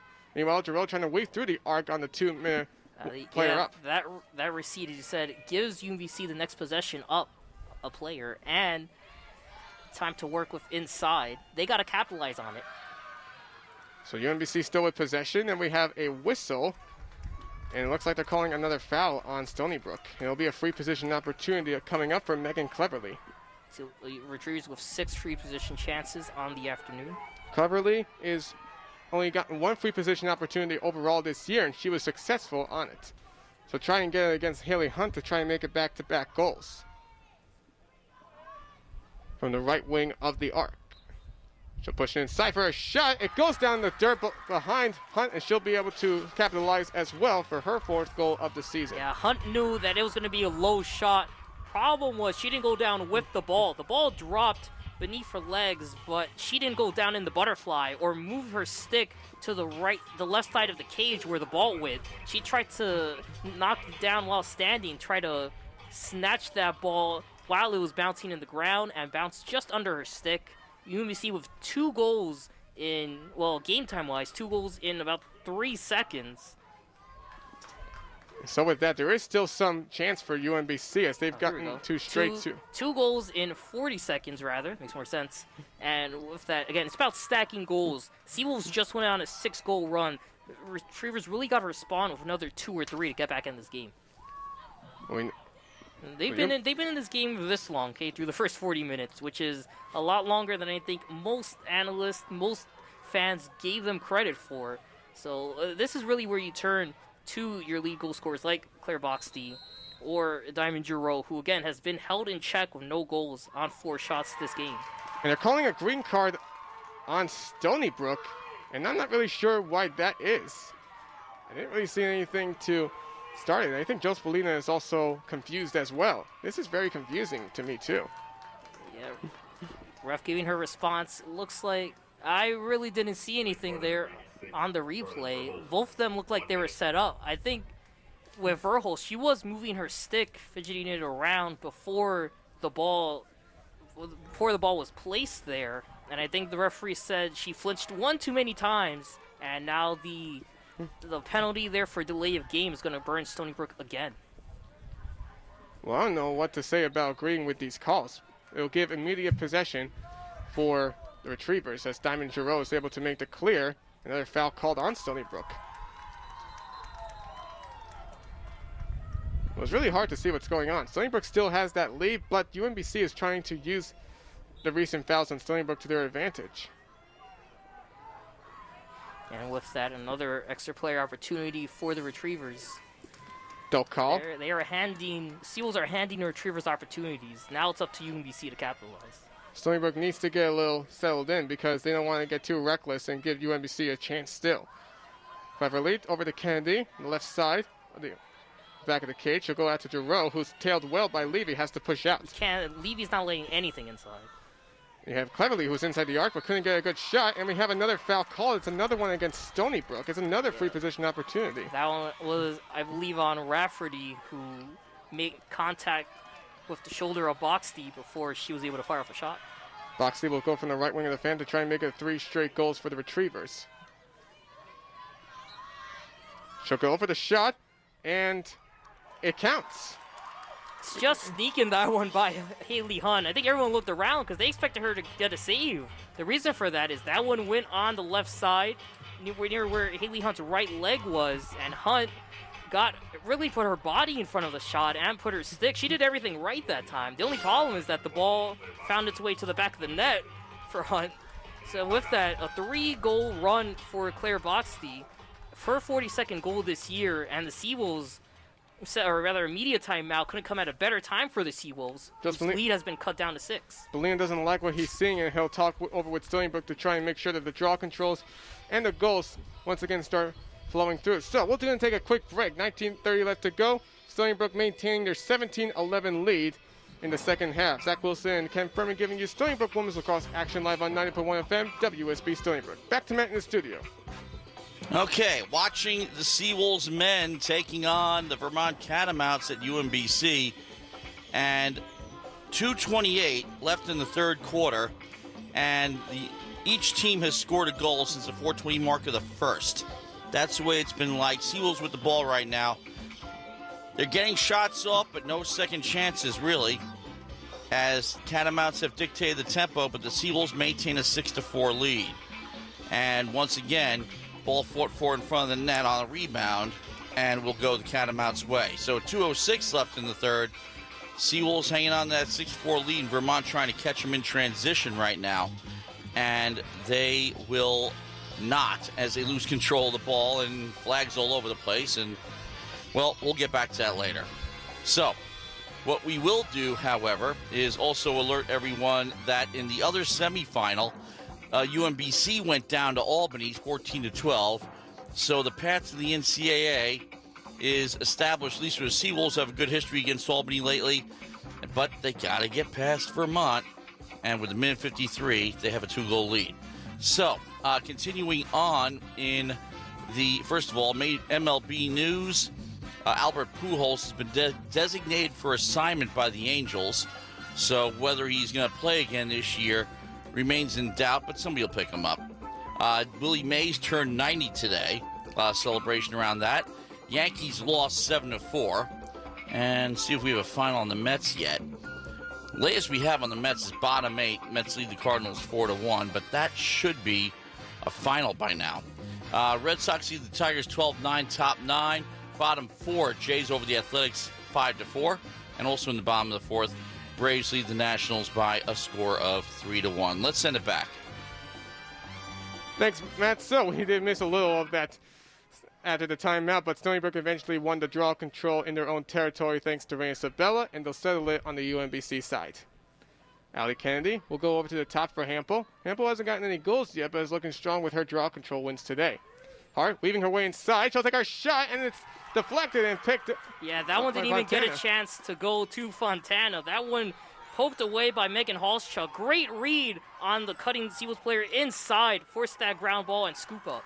UMBC may have some numbers here. Halschuk going over to her left now for Dokal, and she can't get away inside. Stony Brook is able to reset defensively. But Cleaverly tried her shot, but it's saved by Haley Hunt, diving for it. Yeah, wide open in front of the island was Lillian Begley, and that wide open, had all day to decide her shot. She decides to go left to right shot, pretty much a line drive to the right side of the net, and Haley Hunt having to dive to get her stick out in front of it, but able to come up with the ball and prevent what would have been a huge goal, the 4th consecutive for the Retrievers. And so Seawolves will once again get possession of the ball back in UMBC territory. 17-15 left to go. Still a close game. Stony Brook leads 17-11. Rafferty, right wing. She'll go to the top for Hampel. Hampel throwing to her left for Kennedy. Kennedy to her left for O'Miller. O'Miller looking to push her way inside the arc. Can't weave her way around. She'll have to go out to the top for Hampel. Hampel working for the right side. Ball was nearly stick, but she keeps it. Hampel. She gets over now to Hart. Hart over to the top for O'Miller with 30 seconds on the shot clock. Kennedy left wing. Might draw it away from O'Miller. She does. She'll take the shot, and she whips it from the right side. Great job by Taryn O'Miller to draw somebody away. That was a mistake on UMBC's side. Yeah, beat inside. I believe that was Begley as well. Or maybe also been Kennedy Evans, because she has been double teamed. It was rather Casey Evans, and that time Kennedy just using her speed to beat the Retrievers defense. And her 6th goal of the afternoon. Givers 58 for the season. Just a remarkable job. That one, the most powerful shot of either team I've seen taken so far this game. Just pure speed on that one. As you're right, Kennedy ripped it to the back of the net. Yeah, and that's what Seawolves need the most after 3 straight goals by UMBC. Yeah. The Retrievers with their run, Stony Brook able to stomp back even harder. 6 goals now for Allie Kennedy, and she's given the Seawolves a 7-goal lead with 17-18 to go. Taryn O'Miller did a number on the Retrievers Saturday with 8 goals, but on the season, Allie Kennedy has combined for 13 in 3 games. Their draw control, and Claire Levy picks it up. Being tailed by the Retrievers, she gets away from it. About to get triple teamed, knocked around very hard, and that's going to be an obvious foul. Espelina not happy. No flag drawn. No yellow cards. Yeah, no yellow drawn. A couple of Retrievers, Kennedy Evans, as well as I believe Casey, both of them converging inside to Levy. Almost a shoulder check there as it dropped clear to the ground. And Levy has felt the brunt of a lot of the contact fouls the Retrievers have delivered. And I think what Joe Spallina wants for them now is to get the goal because they deserve it after not getting that yellow card. So we'll see what they can do here. Kinsley in the back of the cage, trying to spin move it around. She'll get it over for her shot, going up high, and she scores! Rebecca Kinsley getting herself into the action, and now 19-11 is the lead for Stony Brook. Yeah, UMBC did not expect Rebecca Kinsley to take that shot. You know, they saw her behind the cage. I was like, wait, what's going on? That was clear when you see Rachel Walchuk, who was defending her, not keep her stick up. And as a result, the senior making a rare veteran error, not blocking Rebecca Kinsley's shot. Well, actually, we were wrong about that. That's actually Jaden Ample who picked up the goal. Either way, again, wasn't expecting Hampel to take that shot, and as a result, Hampel now getting another goal. Sorry, her first goal of the contest. So there we go. It was Rebecca Kinsley. I knew my eyes didn't deceive me. It was definitely a 1-3, but at the same time, again, it's obvious. No one expected it. Not even the PA guy knew who it was scoring. That's just how rare it is to see Rebecca Kinsley put one in the back of the net because she doesn't really. That's not really her play style. She's more of the passer, more of the, she's more of the playmaker for her teammates. Yeah, when you watch a team for very long, you know what they actually look like. Last game against UMBC, Kinsley got on the board in points. She had 3 points all on assists. She's not a player known for taking goals. So as a result, got her third goal of the season and her first goal in a very long time. Verhulst wins the faceoff. Stony Brook winning the draw control 18-13 so far. It's giving them a 19-11 lead, just 1 goal shy of picking up a 20-burger. They've been looking good with the 20-plus goals they've had this season. Didn't have it against Hartford. Almost looked like a chance to do that. They were just 1 goal shy. Their last game where they put up at least 20 goals, their 22-4 win against New Hampshire.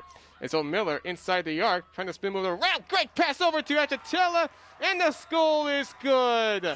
And there is Karen O'Miller at her finest, the team leader in assists this year. And Achatella finding her second of the game, and now the Seawolves have the 20-burger. And the Seawolves' offensive strategy has really found its groove, and what has been working for them has been their ability to get a player open underneath the 8-meter mark, right in front of the island on the left wing, and have a teammate start cutting on the opposite side. It creates space, and in the move, it's had players like Achatella there on the move take shots while they're heading towards the net, and it is finding their way to the back of the net. 20-11 is the score, 14 minutes through in this second period. So I'd like to put out another reminder. Allie Kennedy is still out there on the field, and she has 6 goals on the day. She is 1 shy of tying her career high at 7 that she posted early last month against the Vermont Catamounts. So with that, Stony Brook up 20-11 with 16 minutes left to go. They are starting to take real good control of this game, and the Retrievers are really forcing them to be at their best offensively.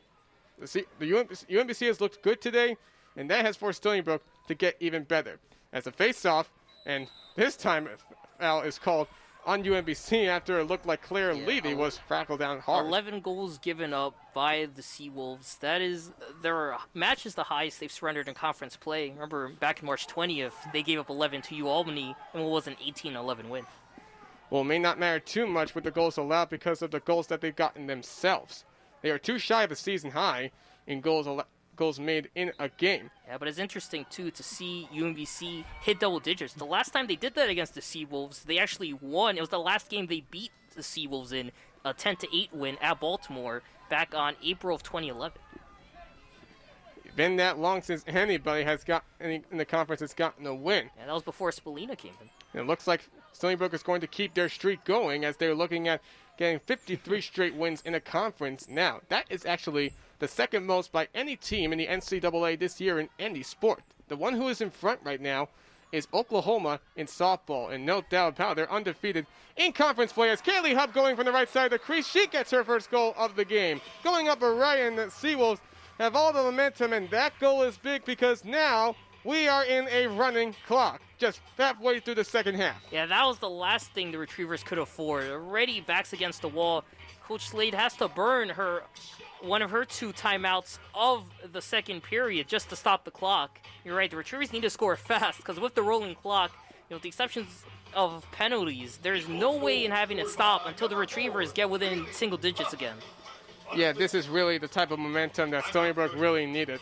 Actually, it's Stony Brook that's calling the timeout. So we're going to take a quick one as well. 15:06 left to go. Stony Brook keeping their hopes of the 9th straight America East Championship alive. They lead 21-11 on UMBC. This is Zach Wilson and Ken Fermin giving you Stony Brook women's lacrosse action live on 94.1 FM WUSB Stony Brook. Let's go back to Matt in the studio for another game break. Okay, guys, disaster striking for the Stony Brook Seawolves late in the third quarter. Chris Bickel getting called for a body check in front of the net. 2-minute unreleasable penalty, and Vermont scores 3 times on the man up. And the end result is we're early in the fourth, and your score is 7-6 in favor of the Catamounts. Seawolves with the ball coming off a timeout. See what they can do here. And Vermont, again, owning the tempo, but the real story here is the goaltending. And just to give you an idea of what we're looking at saves, and lots of them. Cornell for Vermont, 10 saves, and he saved 75% of his shots in the third quarter alone. And Palma with 15 saves, but not able to hold the Vermont off in the man up. 7-6 Vermont, early fourth. Let's send it back. Thanks, Matt. So, we're back here once again at Laval Stadium. Thank you for tuning in today on a nice day here in May with the Seawolves leading the Retrievers 21-11. Beautiful May day. At the start, it was clear skies. Now you're starting to see of sky full of clouds, but still the sun is shining bright here. Weather not going to play a role in this game. We'll see if it does in the other game that the Laval Stadium will host. Yep, after this, it's UAlbany and Vermont taking on probably what's going to be Stony Brook at this rate, as the face-off is won by Allie Kennedy, and she draws a foul on Giroux. We won't be broadcasting that. We'll probably have Democracy Now! On, but if you want to tune into that, America East TV will have that one for you. Yeah, be sure to listen in on our main man, Johnny Wincott, who's been with us with baseball games as well on WSB this season. So in the back of the cage, it's Morgan Mitchell. Couldn't get a clear pass from Kinsley, and it's turned over, and it's Halschuk that picks it up. Hart's trailing her, trying to knock it loose. She cannot, as Halschuk will make the clear and draw the foul on Hart. There are some numbers, but Giroux can't get a clean pass herself, and that's a turnover on UMBC, uncaused, as Claire Levy picks it up. Halschuk and Giroux, miscommunication there. Stony Brook on the transition. They've capitalized twice with goals on him in this game. Not going to force it there, but again, Halschuk just passing to Giroux was just a step ahead of the shot. By the time it reached her stick, the stick knocked it down to the ground, and immediately Stony Brook was able to scoop that one up. And again, you're dealing with a rolling clock. You're really now going to see a downturn in offensive opportunities for the rest of the game, because they only got 13:50 left to go. I mean, you got to capitalize via the Retrievers on every chance you get now. Eddie, really, 1 or 2 mistakes is just going to pile on to ultimately handing Stony Brook the game. Hart with the ball, top of the arc. It's inside the great pass, but the shot is saved by Fontana. Yeah, they flipped it. Usually they've been working the left wing to attack on the right. That time, using the right side of the fan to find an open Morgan Mitchell on the left. Although that one was just a popcorn shot feeding the stick of Isabella Fontana. And now a big save for UMBC as they try to get within single digits. Time is winding down on them. Jen McDermott gets the clear into Stony Brook territory. Stony Brook up 21-11 with 13 minutes left to go. And a bad pass that were Boxty from the back of the cage trying to find Giroux. Almost went out of bounds, but Giroux able to keep it in the possession of UMBC. Boxty in the back of the cage now, working well against Mackey. She'll have to keep it there, getting a pass over to Cleverly, takes the shot, and she scores. It was Jenna McDermott, actually, as she finds her second goal, stops the running clock, and cuts the deficit to 9. And that's why that's such a big goal, because not only is Stony Brook on the run, but at the same time, you need all the time you can get. And 12:51 left to go here. At least now that clock is stopping after that goal. And you're right, for Jenna McDermott, had a goal early in the game. It has been quiet since. but that time getting a big goal, and now is the only other player with box D with more than one for the Retrievers. This is the first time this season that Stony Brook has been involved in a game where there has been a lot of scoring, not just on Stony Brook's side, but for UMBC as well.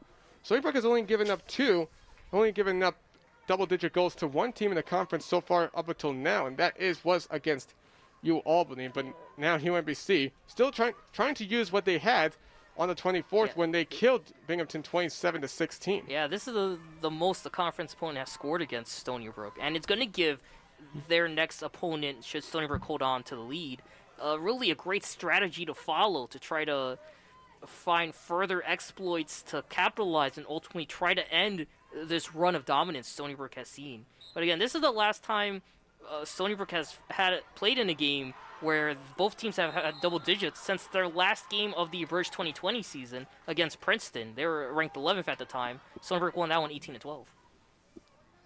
Yeah, but Princeton was ranked, and Stony Brook, that was their first win ever against the Tigers. Meanwhile, UMBC wins another face-off. Jarrell has a left wing. Starters still out there for UMBC, and if anything, Stony Brook may start to think about bringing their best one out there as well. Yeah, I think the lineups are set at this point. All the best players I think are out there for both sides. Box D, right corner of the fan, has to force it over to Kennedy. Gets over to Dokal. Kennedy's trailing her. No clear way inside. Good defense by Kennedy. Yeah, Seawolves are in prevent now, bringing out Nicole Rizzo as well at close defense. They are in prevent mode here to really limit the attacking UMBC. And the pass was deflected by Rafferty, but it's picked up by Boxley to keep it with UMBC. And almost a high pass. Boxley can't control it, and they're calling a foul on Stony Brook. Just 11:48 left to go. And it looks like that one on Sabella for contact against Boxley before she went up to reach that shot. Sabella not happy, shaking her head. But luckily enough, Boxley won't start. Actually, she will start from the top of the arc. It looked like she was having to start from the top of the fan. She'll try and work for her for her 7th goal of the game. She already has 6. 9th free position chance for UMBC. The Seawolves have only had 5. She'll go. Shot goes wide high, and it goes back over to Stony Brook as it looked like one of the Seawolves were the closest, and that was Nicole Rizzo. Yeah, Rizzo just checking in now, and again in pure defense mode.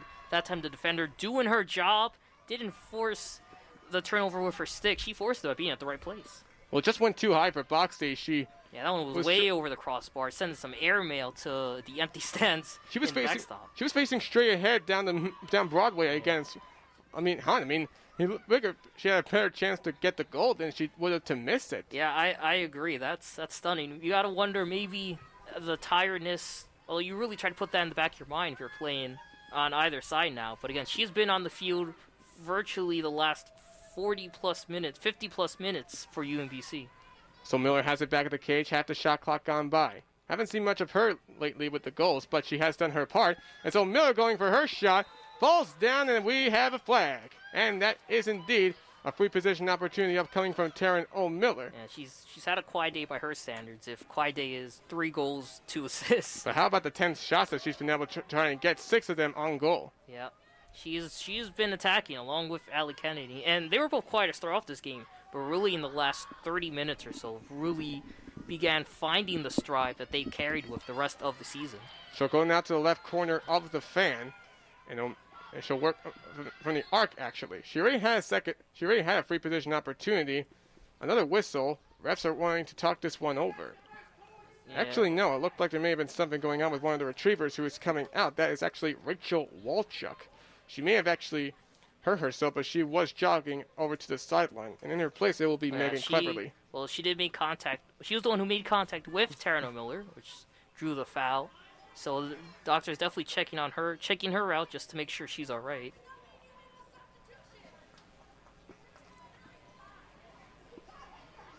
Taryn O'Miller will now get set. Has 3 goals and 2 assists today with 5 points. Will she make it 6 points? Yes, she does! Going between the knees of Fontana. O'Miller on her 4th goal of the game. And after back-to-back goals by UMBC, the Seawolves once again reinitiate the running clock, and they're at their season high in goals at 22. Yeah, and if you thought it was quiet before, no, that is a loud statement by Taryn O'Miller. 2 assists, 4 goals, her 6th point, only trailing Kennedy and Botsty for the game. That one may be the most important as it restarts the running clock. And UMBC now only given 10 minutes to work with at the next draw control. 10 goals in 10 minutes is going to be a very big uphill battle. You gotta average 1 a minute while also forcing Stony Brook to have 0 offensive opportunities. And again, you're only given 60 seconds on the shot clock instead of 90, trying to squeeze it all in there. And 9:50 to go before the next whistle. So Stony Brook in control now. Now is about playing the best defense to prevent UMBC from stacking goals on top of each other. And so with that, that's Hall Shuck winning the face-off. And so we have another whistle. Looks like the foul on Stony Brook. Yeah. But that doesn't stop the running clock. Yeah, allowing the offense to the defense to set up, which doesn't benefit the Retrievers. They just burned 5 seconds off the clock. Well, this is a good thing when you expect it from UMBC, and pretty much this team is very young from the looks of it. So what you expect out in the next year, it's nothing short of impressive. As Dokal tried to get a shot, but it was deflected at the last second by Ali Kennedy. She forced it over. Kennedy with the stick check that time, and now at midfield, just juking Giroux, going right to left. Seawolves on a transition. Poulos almost had a chance to try and get some numbers, but UMBC was able to quickly reestablish themselves defensively. You can credit Julia Markey there for the turnover. And we have a quick goal. What a big one. Oh, Miller does it again. That one's so quick. Fontana was not expecting it, and that time a play behind the cage is what sparked that. The Seawolves worked it from the back of the net, found O'Miller, and off the pass from Rebecca Kinsley, O'Miller now with her 5th goal of the contest and her 13th against the Retrievers in 5 days. Absolutely incredible. Another timeout. We're going to keep it here because we need to continue to talk about everything that Stony Brook has been able to do right ever since they trailed 4-0 early in this game. So you trail early 4-0, but that has not stopped your spirit. You call a timeout, and then things just change from there on out. The offense once again re-clicks, very similar to how Stony Brook was down 3-0 against New Albany back on April 24th. Well, the Retrievers jumped out of the gate and early. They had a strategy: attack, attack, attack, and then prevent the Seawolves from getting any looks inside. And it worked through the first 10 or 15 minutes or so. Really, the fact that UMBC kept it close through the first half is nothing short of remarkable. But the Seawolves hung on. They didn't get a step over themselves. They limited the amount of errors and mistakes they made, and again forced the Retrievers to create those unforced errors. And once that starts to happen and pile up, that's where the Seawolves attack the strongest. They capitalized in transition, off errors, off great stops from their defense, having Julia Markey, having Claire Levy, Reina Sabella, that trio in particular, really stepping up defensively to poke the balls loose and scoop up ground balls and kickstart the Stony Brook offense. And from there, Ali Kennedy and Taryn O'Miller in the last 40 minutes have really been the tandem that's kept this Seawolves team scoring. Yeah, and 23 goals for Stony Brook, a new season high, the most goals in the game that they've gotten since April 9th, 2016. That was the game that Courtney Murphy tied the program record for the most goals ever. They finally get it back over 5 years later. UMBC was really looking like they were on upset watch early in this game, but that has only forced Stony Brook to go at full power throughout what is still going on here in this game. Meanwhile, the draw control is won by Megan Halschuk. And now rolling clock of 8:30 to go as the Seawolves are up 11. But at the same time, this one was not over. Honestly, it feels like the way UMBC has played, and again, managed to put up a season-high 12 goals, a season-high for goals scored against Stony Brook in the conference. It feels like the Seawolves need a couple more just to really, hold it down. But the fact that it took them having to tie a program high just to be in control says a lot about the moxie and the determination of this Retrievers team. Now, you were saying before the break, Zach, this is a young Retrievers team, a lot of young, great freshmen and sophomores. I believe 5 all-rookie players represent the Retrievers. They have a bright future ahead of them. Maybe the 4th seat this season, but I believe they're going to easily move up the ranks for the next couple years. Boxy's pass intercepted by Poulet. She gets it quickly over to Kaylee Huff, and she finds the net. Stony Brook is just not letting this wear down at all. And we are just running out of things to say about this because we could say that they, at 23 goals now, you tied up, or at 24 goals now, history has been made, a program high for Stony Brook. The most amount of goals ever scored, surpassing the 23 set at UMass Lowell on April of 2016. Absolutely incredible effort by this Stony Brook attack. The most goals ever in a game that Joe Spallina has produced for Stony Brook. Yeah, I think it's remarkable, too, because looking at the shots, their program high has been 49. So they've only taken 42 shots. I say only, but still, they've done it in less shots. This team has been so accurate and has worked so well at setting each other up to score, giving them a 12-goal lead with 6:45 and rolling. Well, you said it yourself. This was really a UMBC team that's coming off of a hard-fought loss, but Stony Brook really not really taking any chances here. They're forced to go at full power, and this right here, ladies and gentlemen, it's still them at full power because Taryn Miller and Allie Kennedy are still in the game. They still are up 24-12 with 6:20 left to go. Yeah, that tandem in particular played phenomenal for most of this game, responsible for 11 of the 24 goals, just under 50% of the goals scored for the Seawolves. Achatella, right corner of the arc, she'll have to move out to the right wing for the fan for Poulis. Back of the cage is Kinsley. Kinsley faking around right side of the crease, out to the right wing of the fan. She'll go to Achatella. Morgan Mitchell, now over to Kennedy, left wing. 4-2-1 showing. Kennedy moving to the top of the arc, weaving her way inside, takes a shot, and she scores! From the lower right-handed move, she ties her career high with 7 goals, 25-12 Stony Brook. And that was a beautiful play for Kennedy. Everyone bunched up at the left side of the wing, just in front of the 8-meter mark. So Kennedy does a banana cut, cuts outside to the top of the fan, and cuts up the middle to a one-on-one opportunity against Fontana, and just releases a blazer past her to the back of the net. 59 goals on the season for Allie Kennedy. That's a career high, and a standing ovation here by the limited crowd in attendance as Allie Kennedy checks out of the game for Siobhan Rafferty. Kennedy hugging Morgan Mitchell, responsible for some of the assists. And now chest bumped with, yes, that's Kylie O'Miller out there as an assistant. Well, we were at the 5-minute mark with Stony Brook up 25-12. Yeah, They're actually 2 goals shy. How happy do you think Kylie Miller must be right now, seeing kind of just the aftermath of her work, seeing so many people she's mentored and still does mentor as a volunteer assistant, but still Allie Kennedy producing almost at that level that Courtney Murphy and Kylie O'Miller have really set this program to expect. Meanwhile, a quick goal from UMBC as Boxy found Jenna McDermott. And even though Stony Brook is going to get this win, UMBC doesn't want to end this season any worse than it already has. Just want to get some more goals. Yeah, they're trying to speed this up too. Jamie Slade calling her girls, telling them to huddle, rush up, go quick so they don't burn that much time. Down 12 with 4:15 left to go. It's virtually impossible for them to come back, but this is going to be a hard-fought battle to the end.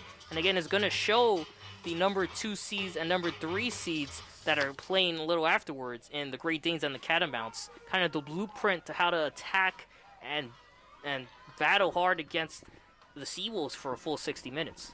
25 goals is the most goals ever scored by an America East team in postseason play. Binghamton shattered the regular season play just a few weeks ago with 27, but if Stony Brook really wanted to continue, they would have been able to nearly got the record by now, but that does not matter to them. It mattered more to UMBC because they wanted to use that momentum going into the playoffs. But for Stony Brook, it's all about how they maintain their status quo. Achatella wins the faceoff in UMBC territory, and she gets it over to Taryn O'Miller, who's still in the game. That was a great win because she was able to get it, just extend her stick past the restraining line. And a couple of retrievers tried to scoop it up in one motion, but Achatella protected the ball from getting out of her stick. And then in one motion, going left to right, parallel with the 30-yard marker, just scooped it up and kickstart the offense. So they're working it around. No rush, obviously. 60 on the shot clock. 2:56 left to go in the second half. Stony Brook ready to host the America East Championship for the 9th. Ready to play in their 9th straight America East Championship on Saturday. The game will be at 1 o'clock. Your start time here on 90.1 FM, WSB Stony Brook, will be at 12:45. Me and Ken Fermin will be on the call to give you that action. and see if Stony Brook will once again secure that auto bid into the NCAA tournament. Meanwhile, Kaylee Huff with the ball. She'll go to the back of the cage for Kinsley. She'll go to the left corner now for Taryn O'Miller. O'Miller, go with the ball still facing. She goes for a shot that went wide high out of bounds. Stays with Rebecca Kinsley. 20 on the shot clock. Kinsley gets over the pass over to Huff. Tried her shot, went wide. It goes right into the sticks of Taryn O'Miller with 5 seconds gone by. 15 seconds left to go. Yeah, that pop by Fontana went straight to O'Miller. Another offensive chance for the Seawolves. Achatella tried to get a pass over to Morgan Mitchell. It's intercepted by Hauschuk. And what a good read by Hauschuk. Plays well with the draw controls. Had the ball stripped from her, but it's a foul on Stony Brook and a yellow card as well. It looks like that's going to be on Kira Achatella, but that doesn't really change what's going to happen in the next 2 minutes. Again, UMBC down but not out. Got to be real proud of their performance today. The best they looked all season, despite the losing effort. And so many young, talented players, including Megan Halschuk. And she's someone who, with Allie Kennedy, most likely, graduating at the end of this being probably her final season, Halschuk is really the front runner for who's going to be the next leader, especially at the draw control category. Entered today with 93. Was just able to get over that 100 number marker at finishing the season at the moment with 104. Meanwhile, we have some unfortunate news to share with you. The Stony Brook men's lacrosse team falls to Vermont 10-7, ends their season, unfortunately. So we feel bad for our friend Matt Mankiewicz, who's really adamant about the men's lacrosse team. And so it will be Vermont versus UAlbany on Saturday. Yeah, it is going to be a fun show at the sports section and tune into. Obviously talking about that late game collapse by the Seawolves men's program and the result of Saturday's game between Stony Brook and whoever wins between UAlbany and Vermont following this contest for the women's side. That's going to be something you don't want to miss. Sports section every Sunday, 10 p.m. to 12 a.m. So that means three Stony Brook sports are still alive here in May. The name you're listening to in women's lacrosse, Stony Brook baseball, and Stony Brook softball. So meanwhile, Morgan Mitchell has the ball with 1:03 left to go. Shot clock at 60. So it's a 40-second differential between shot clock and game clock. Stony Brook looking to milk the shot clock, obviously not in any rush anymore. They are up 25-13. Has been looking, this is their best offensive performance of Joe Spallina's career here at Stony Brook, and definitely for Stony Brook overall, especially in Division I play. Do not forget, after this immediately we will have Democracy Now! On the air. Taryn O'Miller with 30 seconds on the it actually looks like it's about 1 second differential between shot clock and game clock, actually. I'm mistaken. With a minute, I said it was 60, so that means 60 seconds is a minute. Yes. 20 seconds left to go. Morgan Mitchell going over to Carrera. What's this game done? The Seawolves did a great job, shook off the cold start to the game, and really piled it on with the scoring, especially in the second half. And again, they're going to have their hands full whoever faces them next and vice versa. But Stony Brook advancing to the America East Finals again. For the 9th time in a row, it's the Seawolves that are dominant in the semifinals as they pound over UMBC in a record game, 25-13. That's your final score. Yeah, and again, it's not a statement just to their next conference opponent on Saturday, but to the rest of the NCAA. Stony Brook has the firepower to dominate and attack on the scoring column. Program high 25, one of the highest scoring games in America East history for both UMBC and Stony Brook in particular. And that dynamic duo, Allie Kennedy and Taryn O'Miller, 15 combined points. Kennedy leading the way with 7 goals. O'Miller right behind her with 5. An incredible 1-2 punch that is the most dominant in the America East. Yeah, and Allie Kennedy with her tying a career high of 7 goals. Multiple Seawolves with a hat trick today. Allie Kennedy, Taryn O'Miller with 5, Sarah Poulos with 4, Kaylin Hart with 3. You get a couple of goals each from Kira Achatella and Kaylee Huff. The caused turnovers, a couple by both Allie Kennedy, Claire Levy, and Julia Markey. Not too much from today for Reina Sabella, who had only 1 draw control, but still did her part. And Taryn O'Miller working well with the shots and the shots on goal. She was 8 of 13 today. Stony Brook wins the draw controls 22-17 after Allie Kennedy won the majority of that with 6, being out one of the best draw controllers in the conference in Megan Hauschuk. And for the Retrievers, now's not a time to hang your head in shame. The season's over, but again, there's a lot of bright young talent that are going to light up the future of this conference for the next 3 to 4 years. Amy Slade, arguably, I don't think has had a better recruiting team, has had a better group of prospects on her roster than the crew with her right now. So many young, talented players to look forward to, like Megan Hauschuk as a junior, as well as a freshman in Isabella Fontana, who checked in for the second half of this game. And obviously, of course, all of their award winners, like Diamond Giroux, who's all rookie and all second team. There's a lot of talent here that is going to cause a lot of tough competition for the rest of the America East. Yeah, it sure is. After Cameron Hall still did not have a good-looking first half, allowing 8 goals, getting only 1 save. Haley Hunt came in, managed to pick up 2 saves and allowed only 5 goals. She didn't have to worry too much about this game as Cameron Halsall did, and we'll see whether or not that's a cause for any change in who's going to be starting at goalie on Saturday against whoever Stony Brook plays.